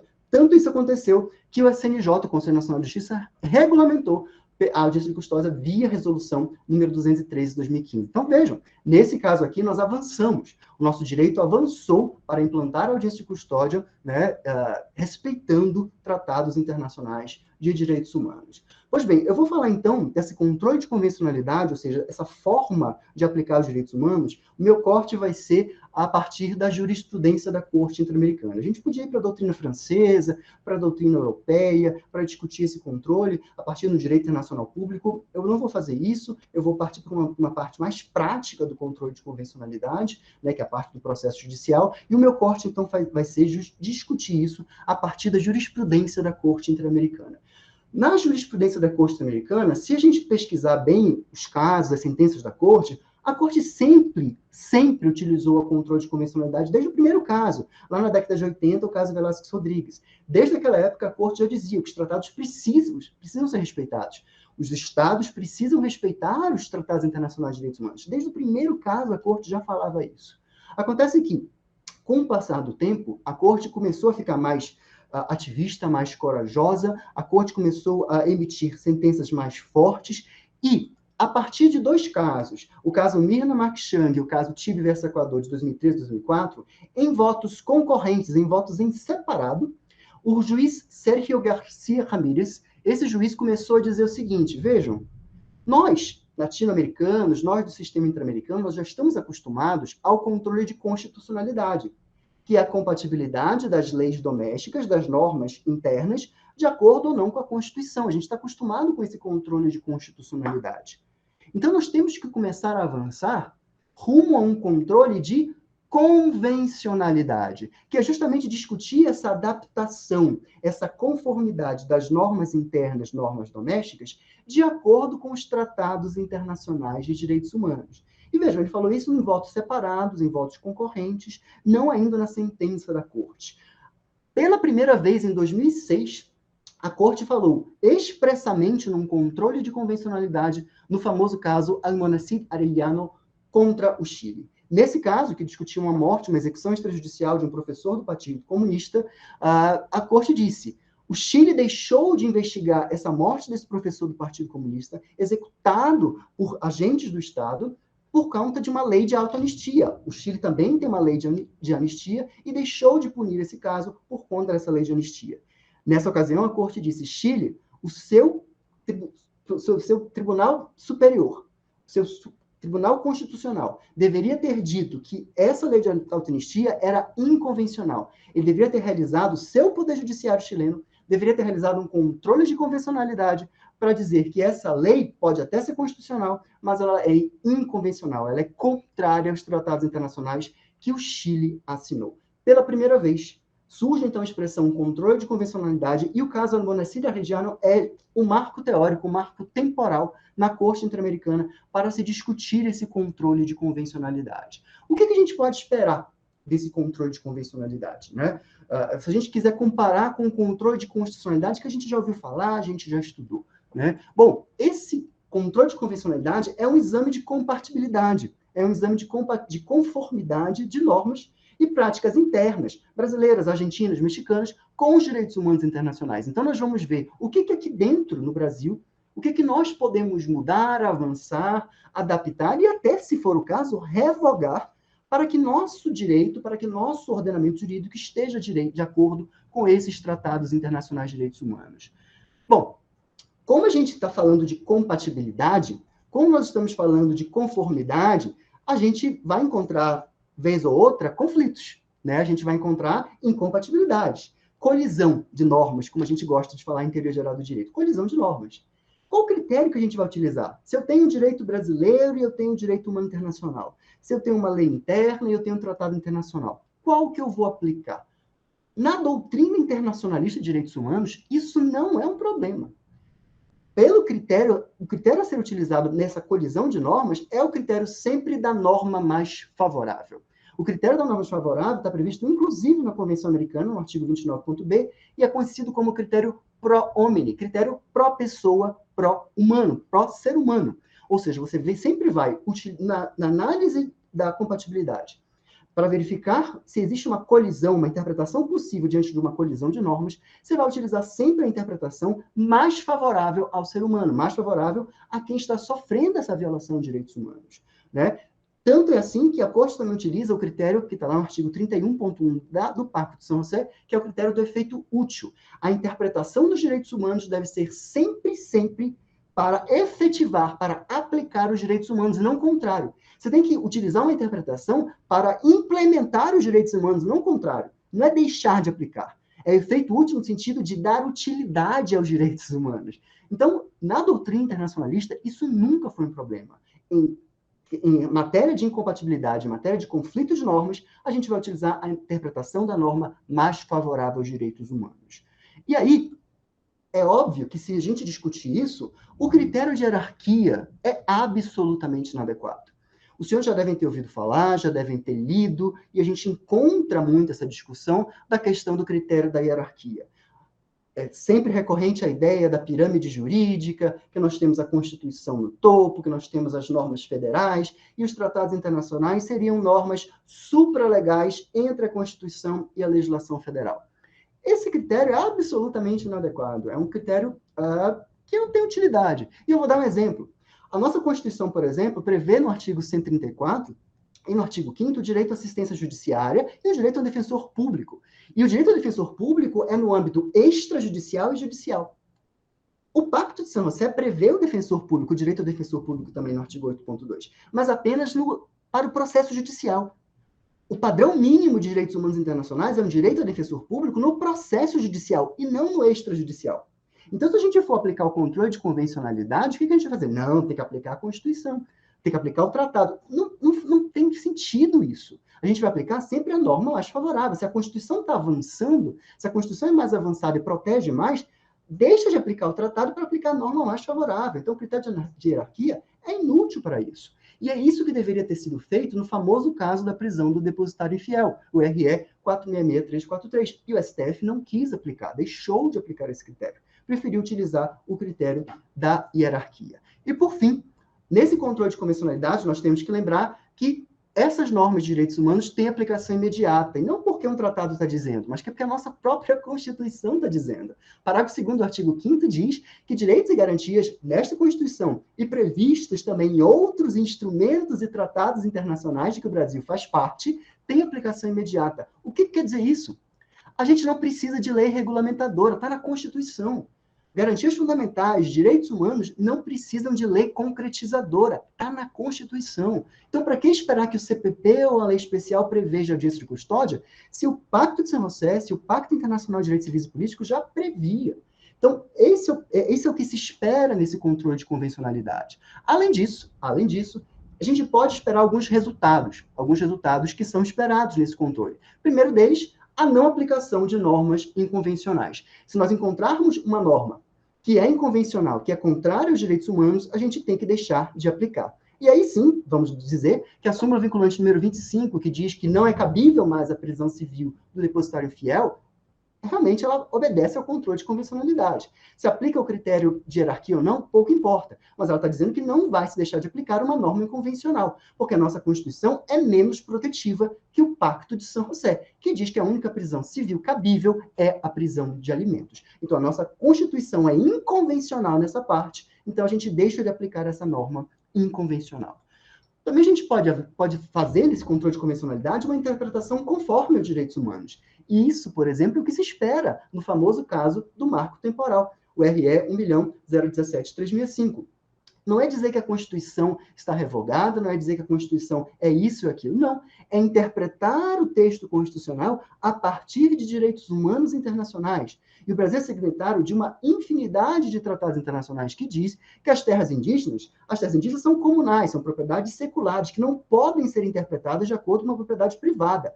Terras indígenas não são propriedade privada, não são matéria de direito civil privado. Então, a gente tem que interpretar a nossa Constituição, quando fala em propriedades indígenas, quando fala em terras indígenas, a partir desses critérios de direitos humanos. Também, a gente pode, a partir desse controle de convencionalidade, adotar padrões de direitos humanos que nós não temos.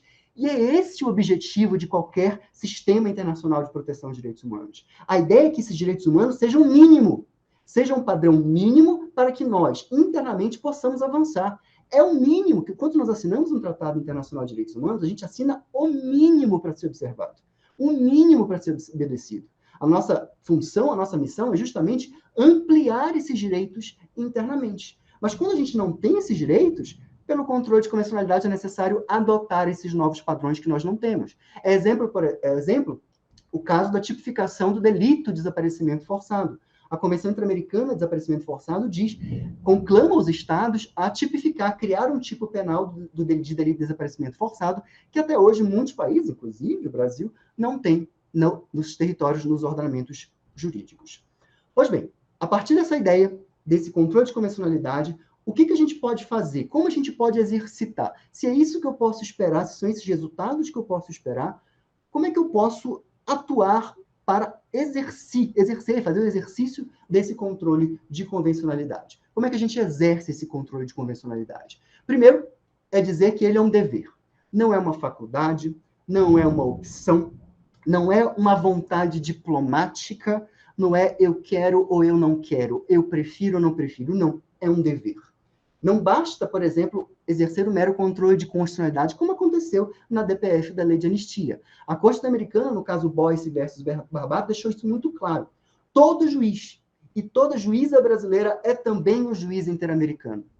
Isso quer dizer que todo juiz brasileiro precisa exercer esse controle de convencionalidade, não porque ele quer, ou porque ele fez um curso, ou porque ele gosta de direito internacional. Não. É porque é dever dele. É dever de todo juiz exercer esse controle de convencionalidade. Ok.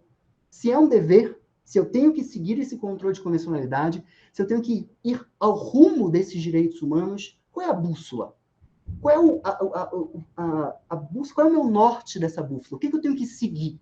Quais são esses parâmetros que eu tenho que seguir para exercer esse controle de convencionalidade? A partir de agora, então, eu vou falar de que norte a gente tem que seguir, quais são esses parâmetros para exercer esse controle de convencionalidade. O primeiro deles, é óbvio, são os tratados internacionais de direitos humanos. Tratado tem que ser obedecido, tratado não é um capricho diplomático. Tratado internacional é uma obrigação jurídica internacional. Isso não está sendo dito por mim, está sendo dito pelos artigos 26 e 27 da Convenção de Viena sobre o Direito dos Tratados. Também no Direito dos Tratados tem o famoso brocardo que a gente aprende em Direito Civil, que é o Pacta Sunt Servanda. Né? Se assinou o tratado, tem que cumprir. Se você assumiu uma obrigação internacional de direitos humanos, todo mundo espera que você vai cumprir. Pacta sunt servanda. Além disso, a própria Convenção Americana, os artigos 1º, 2º e 29, diz claramente que os estados que assinam os tratados, que assumem obrigações internacionais de direitos humanos, devem respeitar esses direitos humanos, devem cumprir esses direitos humanos e, se for o caso, mudar e alterar o que tiver que ser alterado para que o seu ordenamento jurídico esteja compatível com esses direitos humanos. A Corte, por exemplo, a Corte Interamericana, utiliza com muita constância a Convenção Americana de Direitos Humanos, o Pacto de San José, como um dos parâmetros. Desde o caso Velázquez Rodrigues contra Honduras, a Corte utiliza o Pacto de San José como um desses parâmetros. Mas não só o Pacto de San José. Na verdade, internamente, aqui no Brasil, quando a gente for exercer esse controle de convencionalidade, nós podemos utilizar não apenas a Convenção Americana, mas qualquer outro tratado internacional de que o Brasil faz parte. Se o Brasil ratificou o tratado, assinou o tratado, ratificou ele, já está integrado no nosso ordenamento jurídico, esse tratado já pode ser um parâmetro de controle de convencionalidade. No caso Campo Algodoneiro, por exemplo, foi discutido a Convenção de Belém do Pará. Nós somos assinantes, ratificamos esse tratado. No caso Atalarrifo, foi discutido a Convenção da ONU sobre os Direitos da Criança. Nós somos signatários e ratificamos esse tratado. Então, nós do Ministério Público, nós membros do Ministério Público, precisamos, então, estudar esses tratados internacionais, mapear os tratados que podem dizer respeito à nossa atuação, para para aplicar na prática esses tratados internacionais, porque são parâmetros desse controle de convencionalidade. Outro parâmetro é a jurisprudência da Corte Interamericana. A Corte Interamericana não é um órgão político. A Corte Interamericana é um órgão judicial de jurisdição obrigatória. Ninguém obrigou o Brasil a assinar o tratado, mas o Brasil assinou e desde 1998 o Brasil está submetido à jurisdição obrigatória da Corte. Ninguém obrigou o Brasil. Nós fomos lá e assinamos o tratado. Então, nós temos que respeitar a Corte como órgão judicial do sistema interamericano. E essas sentenças que a Corte emite, essas decisões que a Corte emite, são o que ela própria chama de convenção interpretada. A Corte Interamericana é a intérprete última da convenção, como ela diz no caso Cabrera Garcia. Então, a interpretação da Corte sobre a Convenção Americana e sobre os tratados internacionais do sistema interamericano vinculam os estados do sistema interamericano, inclusive o Brasil. Isso ficou muito claro no caso Gelman versus Uruguai. Naquela ocasião, a Corte fez uma diferença entre a eficácia da sua jurisprudência, entre eficácia inter partes e eficácia erga omnes. O que quer dizer isso?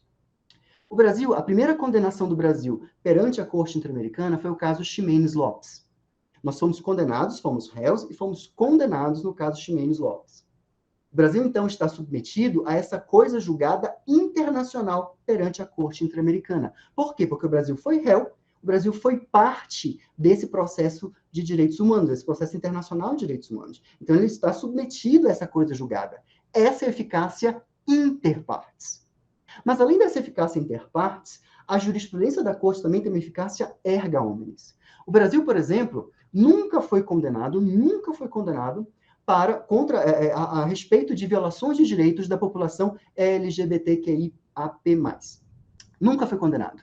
Apesar dos nossos problemas internos, a gente nunca foi condenado sobre violações a direitos dessa população LGBT. Em compensação, há outras sentenças da Corte Interamericana, há outros julgados da Corte a respeito dessas violações contra outros países. É o caso Duque, por exemplo. O caso Duque é um importante precedente da Corte sobre direitos da população LGBT. O Brasil é obrigado a seguir o que a Corte interpretou nesse caso Duque, mesmo não tendo sido condenada no caso Duque, sim, por conta dessa eficácia erga omnes. Como a jurisprudência da Corte tem uma eficácia erga omnes contra todos, isso quer dizer que os países signatários do sistema interamericano e que reconheceram a jurisdição obrigatória da Corte são obrigados também a seguir a interpretação que a Corte faz, mesmo em sentenças que eles não foram condenados. Isso é eficácia erga omnes. Porém, apesar dessa vinculação às sentenças da Corte, ainda é possível fazer distinguish. É o que aconteceu no caso do crime de desacato na DPF 496, em que o STF discutiu, né, fez referência, olha, eu sei que a jurisprudência da Corte diz que o desacato é inconvencional nesses casos, mas eu entendo que isso é diferente no Brasil. Então, o STF fez ali um distinguish, e aí eu não vou falar sobre as críticas que são feitas por especialistas de direito penal, eu não vou entrar nesse mérito, mas o STF estabeleceu um distinguish, fez uma distinção. Eu sei que a jurisprudência da Corte fala que o desacato é inconvencional, mas esses tipos penais são diferentes do que a gente tem no Brasil. Então, o STF fez um distinguishing, reconhecendo, a meu ver, essa eficácia erga omnes da jurisprudência da Corte. O último parâmetro que eu queria falar para vocês são as opiniões consultivas da Corte. Né? O artigo 64.1 da Convenção, ele cria opiniões consultivas que é como se fosse, né, uma instância não responsabilizadora, não há responsabilização do Estado nesse caso, mas para que a Corte seja submetida a uma consulta sobre a interpretação da Convenção Americana e de outros tratados. Os Estados signatários e também a Comissão podem submeter à Corte um pedido de opinião consultiva para interpretar uma determinada situação. Durante muito tempo, entendeu-se que essas opiniões consultivas não eram vinculantes, eram meramente persuasivas, eram apenas a opinião da Corte. Ultimamente, nos últimos 5 anos, veja, muito recente, da opinião consultiva número 22, para cá para diante, número 22 a 25 também fala isso, a Corte entendeu que essas opiniões consultivas, na verdade, elas estabelecem parâmetros de controle de convencionalidade, mas um controle preventivo. Não é repressivo, porque ela não está responsabilizando ninguém, ela está apenas dando uma opinião consultiva, está dando apenas um parecer sobre uma situação, mas ela estabelece nesse parecer, nessa opinião consultiva, a sua posição, estabelece a sua interpretação. Exatamente por isso ela diz que essas opiniões consultivas são um controle preventivo de convencionalidade. Eu já estou dizendo que está certo. Então, você, Estado, que está submetido a uma jurisdição, também tem que obedecer essa opinião consultiva. É o que acontece, por exemplo, sobre direito à assistência consular. Se você ler o Pacto de San José, o Pacto de San José não fala sobre direito à assistência consular. Qualquer pessoa migrante, né, um estrangeiro que é preso, tem direito à assistência do seu consulado. Você tem que ligar para o consulado, tem que consultar o consulado para saber se ele precisa de uma assistência para aquele estrangeiro. Isso não está no Pacto de San José. Então, essa opinião consultiva é importante porque ela consolida esse direito à assistência consular no sistema interamericano. Né? Isso está lá na opinião consultiva 16. Recentemente, olha, agora em 2021, o CNJ, na resolução 405, fez referência, inclusive, à opinião consultiva 16 e estabeleceu a necessidade de que juízes obedeçam a esse direito à assistência consular. Isso é muito interessante. Né? A gente também não tem nenhuma lei dizendo sobre isso, mas o CNJ está dizendo, olha, a opinião consultiva está dizendo isso, então a gente tem que obedecer esse direito à assistência consular também aqui no Brasil. Isso também aconteceu no caso de diploma de jornalista, aquele caso que liberou os jornalistas de terem diplomas universitários, diplomas em terceiro grau. Né? Quem quer ser jornalista pode publicar livremente sem necessidade de um diploma. Muita gente viu isso como um demérito, né, a categoria do jornalista, mas, na verdade, é uma conquista da liberdade de expressão, da liberdade de imprensa. Né? Ou seja, você não vai cercear a liberdade de expressão, a liberdade de imprensa, a partir de uma regulamentação do Estado dizendo que você tem que ter um diploma. Isso está na opinião consultiva número 5 de 85 da Corte e constou expressamente essa opinião consultiva no RE, lá do STF 511-961, quando discutiu essa questão do diploma de jornalista. Pois bem, se esse é a bússola, se esse é o norte, se esse é o nosso parâmetro para a gente seguir, o que a gente pode controlar aqui no país? Qual é o nosso objeto de controle? Primeiro deles, normas constitucionais. Ninguém duvida. Texto constitucional também tem que ser controlado. Isso aconteceu na última tentação de Cristo versus Chile, um caso julgado pela Corte Interamericana, em que o texto constitucional chileno, o texto constitucional do Chile, previa a censura prévia, inclusive, e impediu a liberação do filme, do famoso filme do Martin Scorsese, A Última Tentação de Cristo no território chileno. Foi censurado previamente porque violava os direitos à liberdade de religião da população cristã. Quando chegou o caso na Corte Americana, a Corte falou, olha, Chile, você assinou o Tratado Internacional de Direitos Humanos e não importa se a censura está na sua lei ou está na sua Constituição. No momento em que você assina um tratado internacional, uma obrigação internacional, você tem que mudar tudo, inclusive a sua Constituição. A sua Constituição é inconvencional, porque seria muito fácil o país assinar um tratado e depois dizer, não posso cumprir esse tratado por causa da minha Constituição. Não, isso não é pacta sunt servanda, né? Isso, na verdade, é passar a perna, né? Dizer que eu não vou cumprir um tratado porque minha Constituição está dizendo o contrário. Isso é passar a perna, né? Isso é dar golpe. Então, A Corte Interamericana deixou muito claro que também normas constitucionais precisam ser controladas. Segundo, objeto de controle são as normas legais. Obviamente, normas legais e aí em todas as esferas. Né? O caso da Monacide Arediano, por exemplo, tratou da lei de autoanistia, mas também omissões legislativas. Também quando o legislador é omisso em relação à obrigação internacional, ele precisa também ser controlado, que é o caso justamente do desaparecimento forçado, a tipificação do desaparecimento forçado, que também não existia na Bolívia. A Bolívia foi condenada pela corte pela falta de tipificação do delito de desaparecimento forçado. Por fim, sentenças judiciais, vejam, decisões judiciais também podem ser objeto de controle.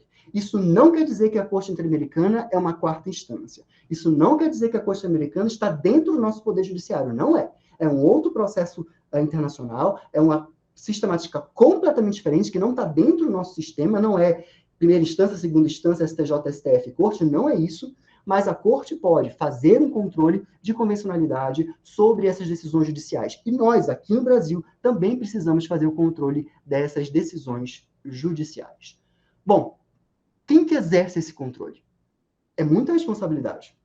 Né? Vocês estão vendo que é muito conteúdo para ser controlado. Então, quem que exerce esse controle? A jurisprudência da Corte Interamericana, ela evoluiu, progrediu, para hoje entender que qualquer autoridade pública exerce esse controle.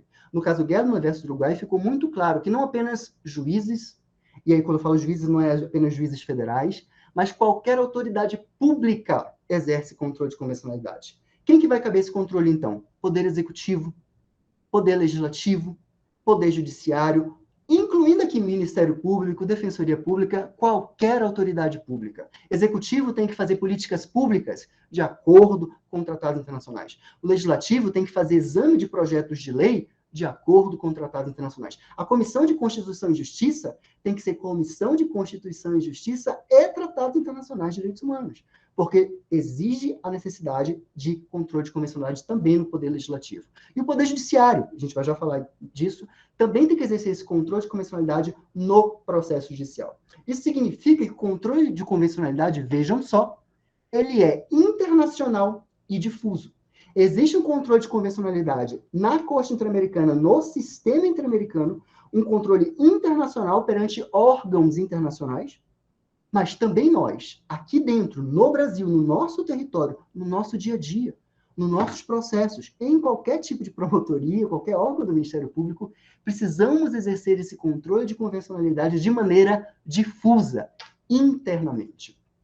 Como é que a gente vai controlar, então, isso no processo judicial? Como é que a gente vai exercer esse controle de convencionalidade no processo judicial? Pois bem, no caso de trabalhadores demitidos do Congresso versus Peru de 2006, a Corte estabeleceu esses parâmetros. Primeiro, ela diz o seguinte: os juízes devem exercer esse controle de convencionalidade nos limites de sua competência. Então, o juiz penal, o juiz civil, o juiz trabalhista, o juiz eleitoral vai exercer esse controle de convencionalidade na medida de sua competência. Não existe competência exclusiva para isso. O controle de convencionalidade não é do STF, não é do STJ, muito menos da Justiça Federal. É de toda a Justiça. Todo juiz pode exercer esse controle de convencionalidade na medida da sua competência. Disse mais, que esse controle de convencionalidade tem que ser exercido ex officio.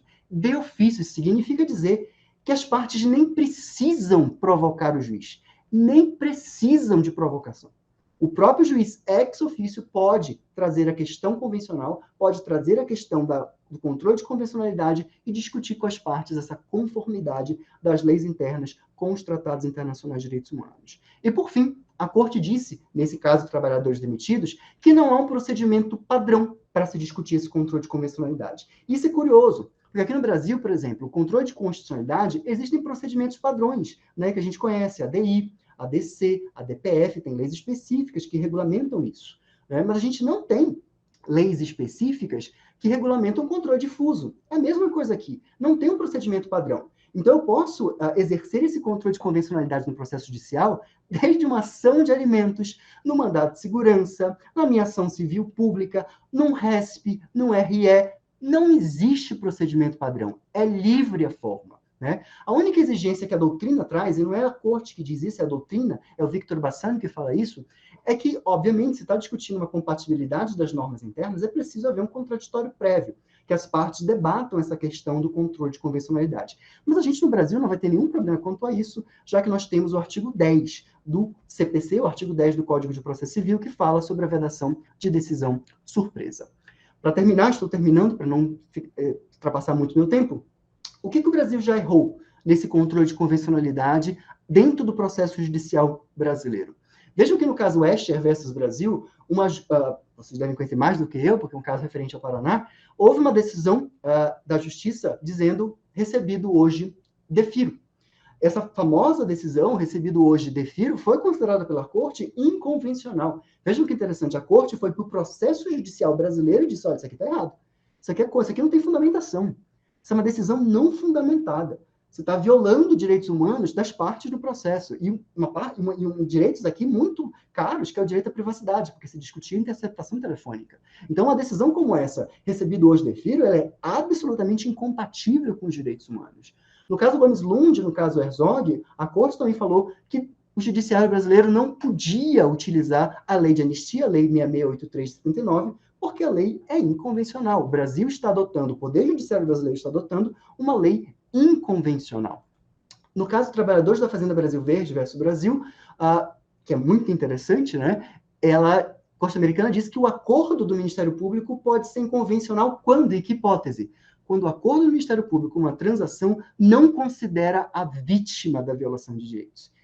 Na verdade, nós, do Ministério Público, precisamos fazer uma autocrítica muito grande a partir das sentenças da Corte, porque a Corte Americana tem uma visão muito ruim do Ministério Público. A gente precisa fazer uma autocrítica, um estudo muito agudo sobre essas sentenças. Nesse caso, o Trabalhadores da Fazenda Brasil Verde foi exatamente isso. A Corte disse, olha, o MP fez uma transação, fez um acordo que excluiu a vítima, não considerou os direitos da vítima, simplesmente desconsiderou. E esse acordo, ele é inconvencional. E no caso Favela Nova Brasília, que foi citado pelo querido César, a Corte deixou muito claro também que a falta de participação formal da vítima no nosso processo penal é inconvencional. Vejam que a Corte coloca o dedo na ferida e diz, olha, mudem. É como o César disse, vocês têm um problema estrutural que precisa mudar. Mudem, porque isso é inconvencional. Pois bem, a partir de todos esses parâmetros, de tanta coisa que eu falei, o que a gente pode fazer, sabendo de tudo isso? Primeiro, obviamente, é repensar. Repensar as nossas práticas, repensar as nossas petições iniciais, repensar os nossos recursos, repensar o jeito que a gente trabalha no processo, saber se as nossas práticas, as nossas leis que nós aplicamos no dia a dia, essas nossas resoluções, se elas são ou não convencionais, se elas estão ou não de acordo com esses direitos humanos internacionais. Depois, é adaptar. Se elas não estão de acordo, é pedir adaptação, é pedir realmente essa conformidade, é exigir essa conformidade. Muito tem sido feito por alguns órgãos, como o CNJ e tudo, mas o Dr. Cambi falou, a gente precisa avançar. Nós, internamente no Ministério, precisamos avançar. Por exemplo, o CNMP tem uma regulamentação bem interessante sobre protocolo de atuação em casos de pessoas com deficiência no âmbito do Ministério Público. Mas nós não temos nenhuma regulamentação sobre acesso à justiça para pessoas idosas. Nós não temos nenhuma regulamentação sobre direitos de acesso à justiça para pessoas idosas. E tem a Convenção Interamericana, que acabou de sair, né? O Brasil assinou, mas ainda não ratificou, mas que tem padrões internacionais importantíssimos sobre a pessoa idosa. A gente precisa respeitar isso. E 3, a gente precisa aplicar. E para aplicar, a gente precisa estudar. Para aplicar, a gente precisa correr atrás. Para aplicar, a gente precisa exercitar. Se é algo que a gente não tem muito costume, que a gente não está muito adaptado, a gente precisa exercitar. É um exercício. Bom, eu espero que no dia de hoje todo mundo tenha concluído junto comigo que, pelo menos, que direitos humanos não são problemas apenas da ONU e da OEA. A gente precisa incorporar na nossa prática interna, incorporar na nossa missão constitucional, na nossa missão como Ministério Público também, essa defesa de direitos humanos. Você não precisa ser internacionalista, você não precisa ser um ativista de direitos humanos para aplicar direitos humanos no dia a dia.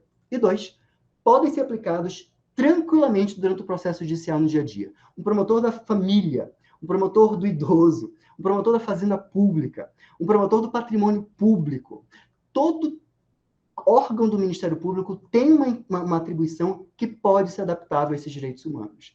O que precisa estudar, pensar, organizar, sistematizar, planejar e, finalmente, aplicar esses direitos humanos. Passei um pouquinho do meu tempo, me perdoem, mas eu lanço, então, um desafio para todo mundo. Como é que a gente pode usar esses direitos humanos para convencionalizar o nosso direito brasileiro? Como é que a gente pode adaptar essa ordem jurídica brasileira para ficar um pouquinho mais próxima desses padrões mínimos de direitos humanos? Quem quiser ler um pouquinho mais sobre esse assunto, eu ofereço a crítica também ao meu livro, Processo Civil e Direitos Humanos, em que eu tenho capítulos específicos que eu trago sobre esse controle de convencionalidade, mais voltados também para o processo judicial, e eu fico à disposição para a gente discutir, debater sobre esse tema. Está aqui os meus contatos para quem quiser continuar essa conversa mais tarde. Agradeço mais uma vez o convite e a paciência de todos. Muito obrigado. Muito bem, Vitor. Sinceramente, 2 aulas brilhantes, com muita riqueza de detalhes, com muitos argumentos, muito bonita visualmente também, as 2 são excelentes. Rafael, a gente já está bastante avançado na hora, mas eu vou passar a palavra para você, pelo menos para você fazer o sorteio. Bom, o Olímpio está aí. Deixa eu só... Até por eu ser o mais velhinho de todos os participantes aí, né? Agora eu falo com muita honra até, que tenho 45 anos de Ministério Público. Né? O dobro da idade do Vitor eu tenho de Ministério Público. Não, mas a observação que eu quero fazer, bem rápido, eu sei que o nosso horário está extrapolando, cumprimentar o Câmbio, o Rafael, né? O Vitor e o César, e falo pelo meu tempo de Ministério Público, né, da alegria de participar deste maravilhoso mundo novo, né, que cada dia nos encanta mais e cada dia nos obriga a assumir uma responsabilidade que não é só profissional, enquanto defensores dos direitos humanos, enquanto integrantes do Ministério Público, mas é uma responsabilidade também política, social, ética. Né? As exposições de hoje, excelentes, né? Não preciso nem dizer, né? Nos encaminham, primeiro, na perspectiva daquilo que o Vitor disse, né?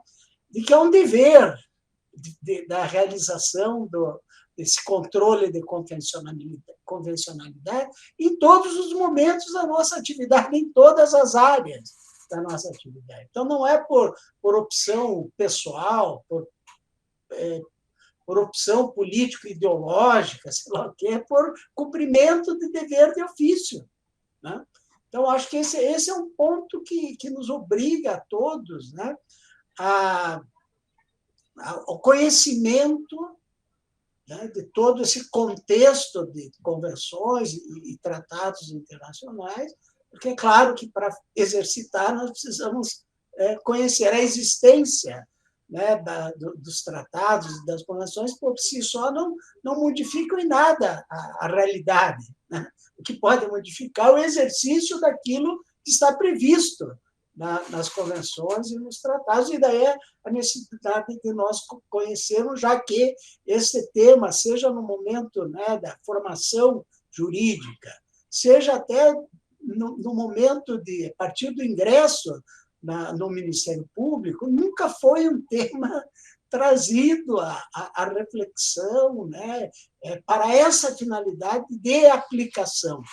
Né? Então, acho que esse é uma questão, enfim, importante. O outro ponto a destacar é exatamente nesse, eu acho que o César tratou bem desses temas, né, do reconhecimento, né, de que o Ministério Público também tem dever de ofício de levar à Corte Interamericana aqueles casos em que a previsão, né, no sistema, especialmente do sistema interamericano, não foi realizado com a prestação da tutela jurisdicional. Não é possível, né, que o Ministério Público, a quem incumbe não só a defesa da ordem jurídica e dos interesses sociais individuais e disponíveis, mas especialmente do regime democrático, que ele cale silente, né, diante de uma situação concreta onde, né, não se implementou promessas de direitos humanos que estão nesse contexto, tanto internacional como nacional, né, de direitos humanos. E a outra questão que eu só trago, né, pela importância é de que nós precisamos encontrar mecanismos para fazer cumprir, né, as decisões da Corte. A gente já sabe o quão difícil é chegar na Corte, né? Chegar na comissão e da comissão chegar na Corte. Agora, se alcança a Corte decide, e daí não há o cumprimento, né? Eu acho que o César trouxe bem esse tema, e aí que eu fiquei pensando, né, de um dever especial do Ministério Público no contexto de buscar o cumprimento das decisões da Corte. Não sei se nós não poderíamos até, e aí eu dou um salto no escuro, né, pelo meu desconhecimento, né, se nós não poderíamos até pensar num termo, né, de cooperação entre o Ministério Público brasileiro e a Corte Interamericana, para que o Ministério Público passe a ter a incumbência de fazer daí, né, a fiscalização do cumprimento das decisões da Corte. E, se necessário, ingressar com as medidas, né,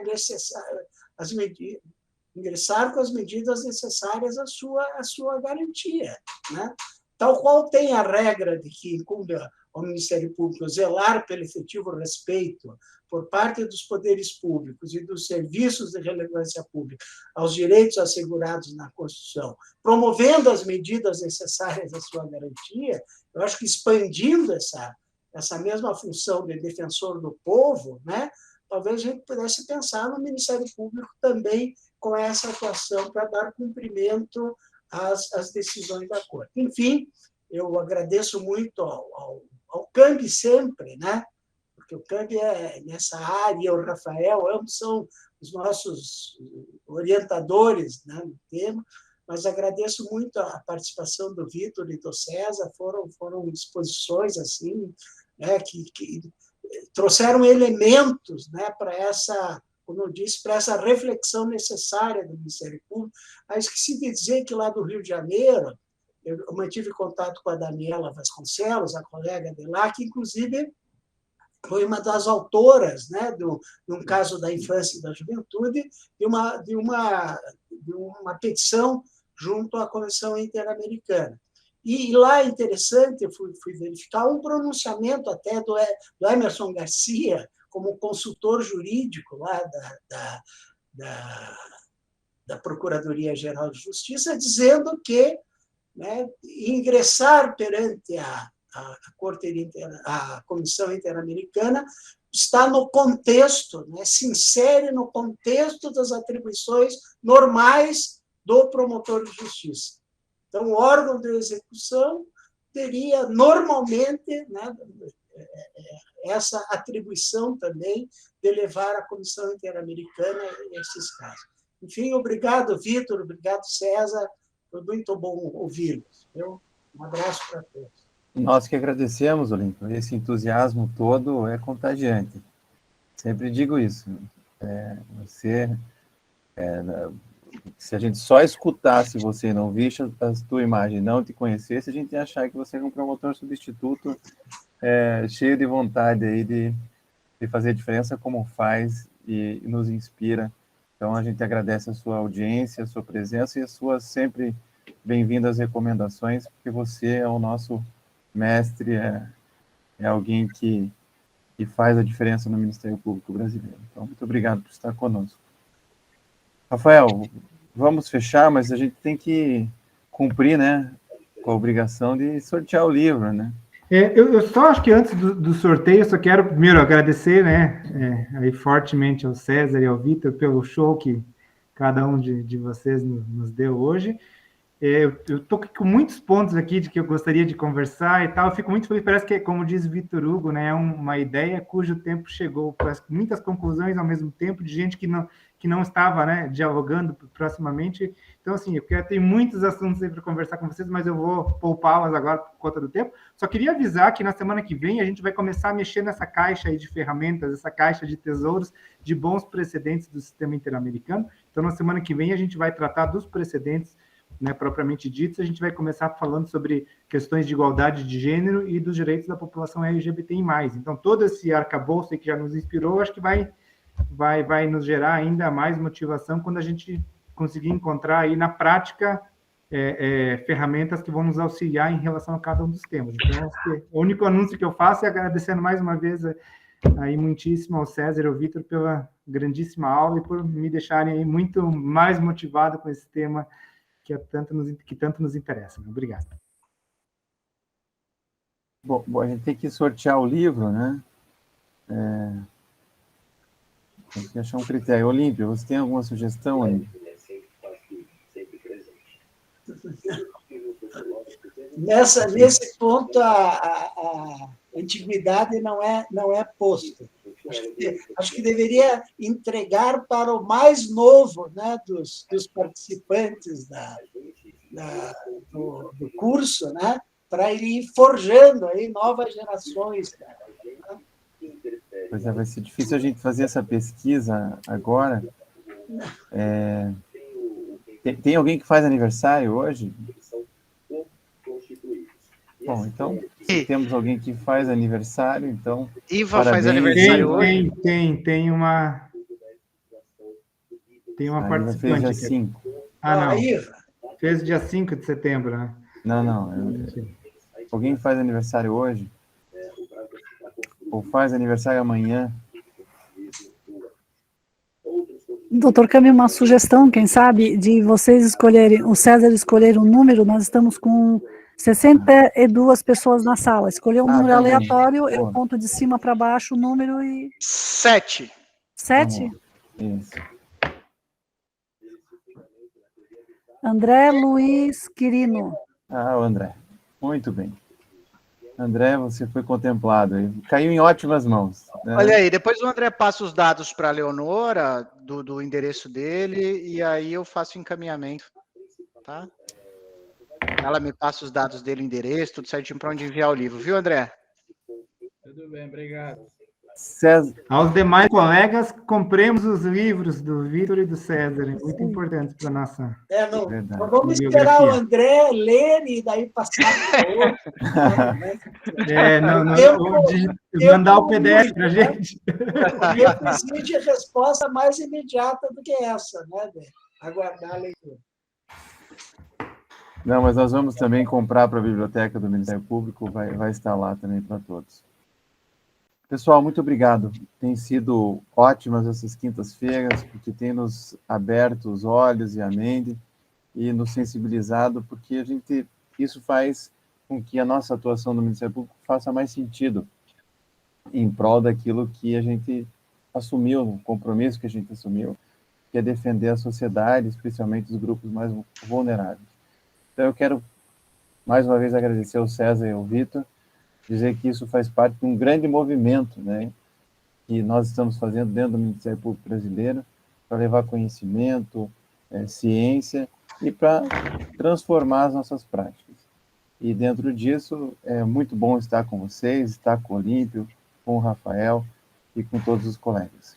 Esse vídeo ficará disponível na página da Escola Superior do Ministério Público. Eu vou rever amanhã, porque eu não consegui anotar todos os detalhes, são muitos detalhes.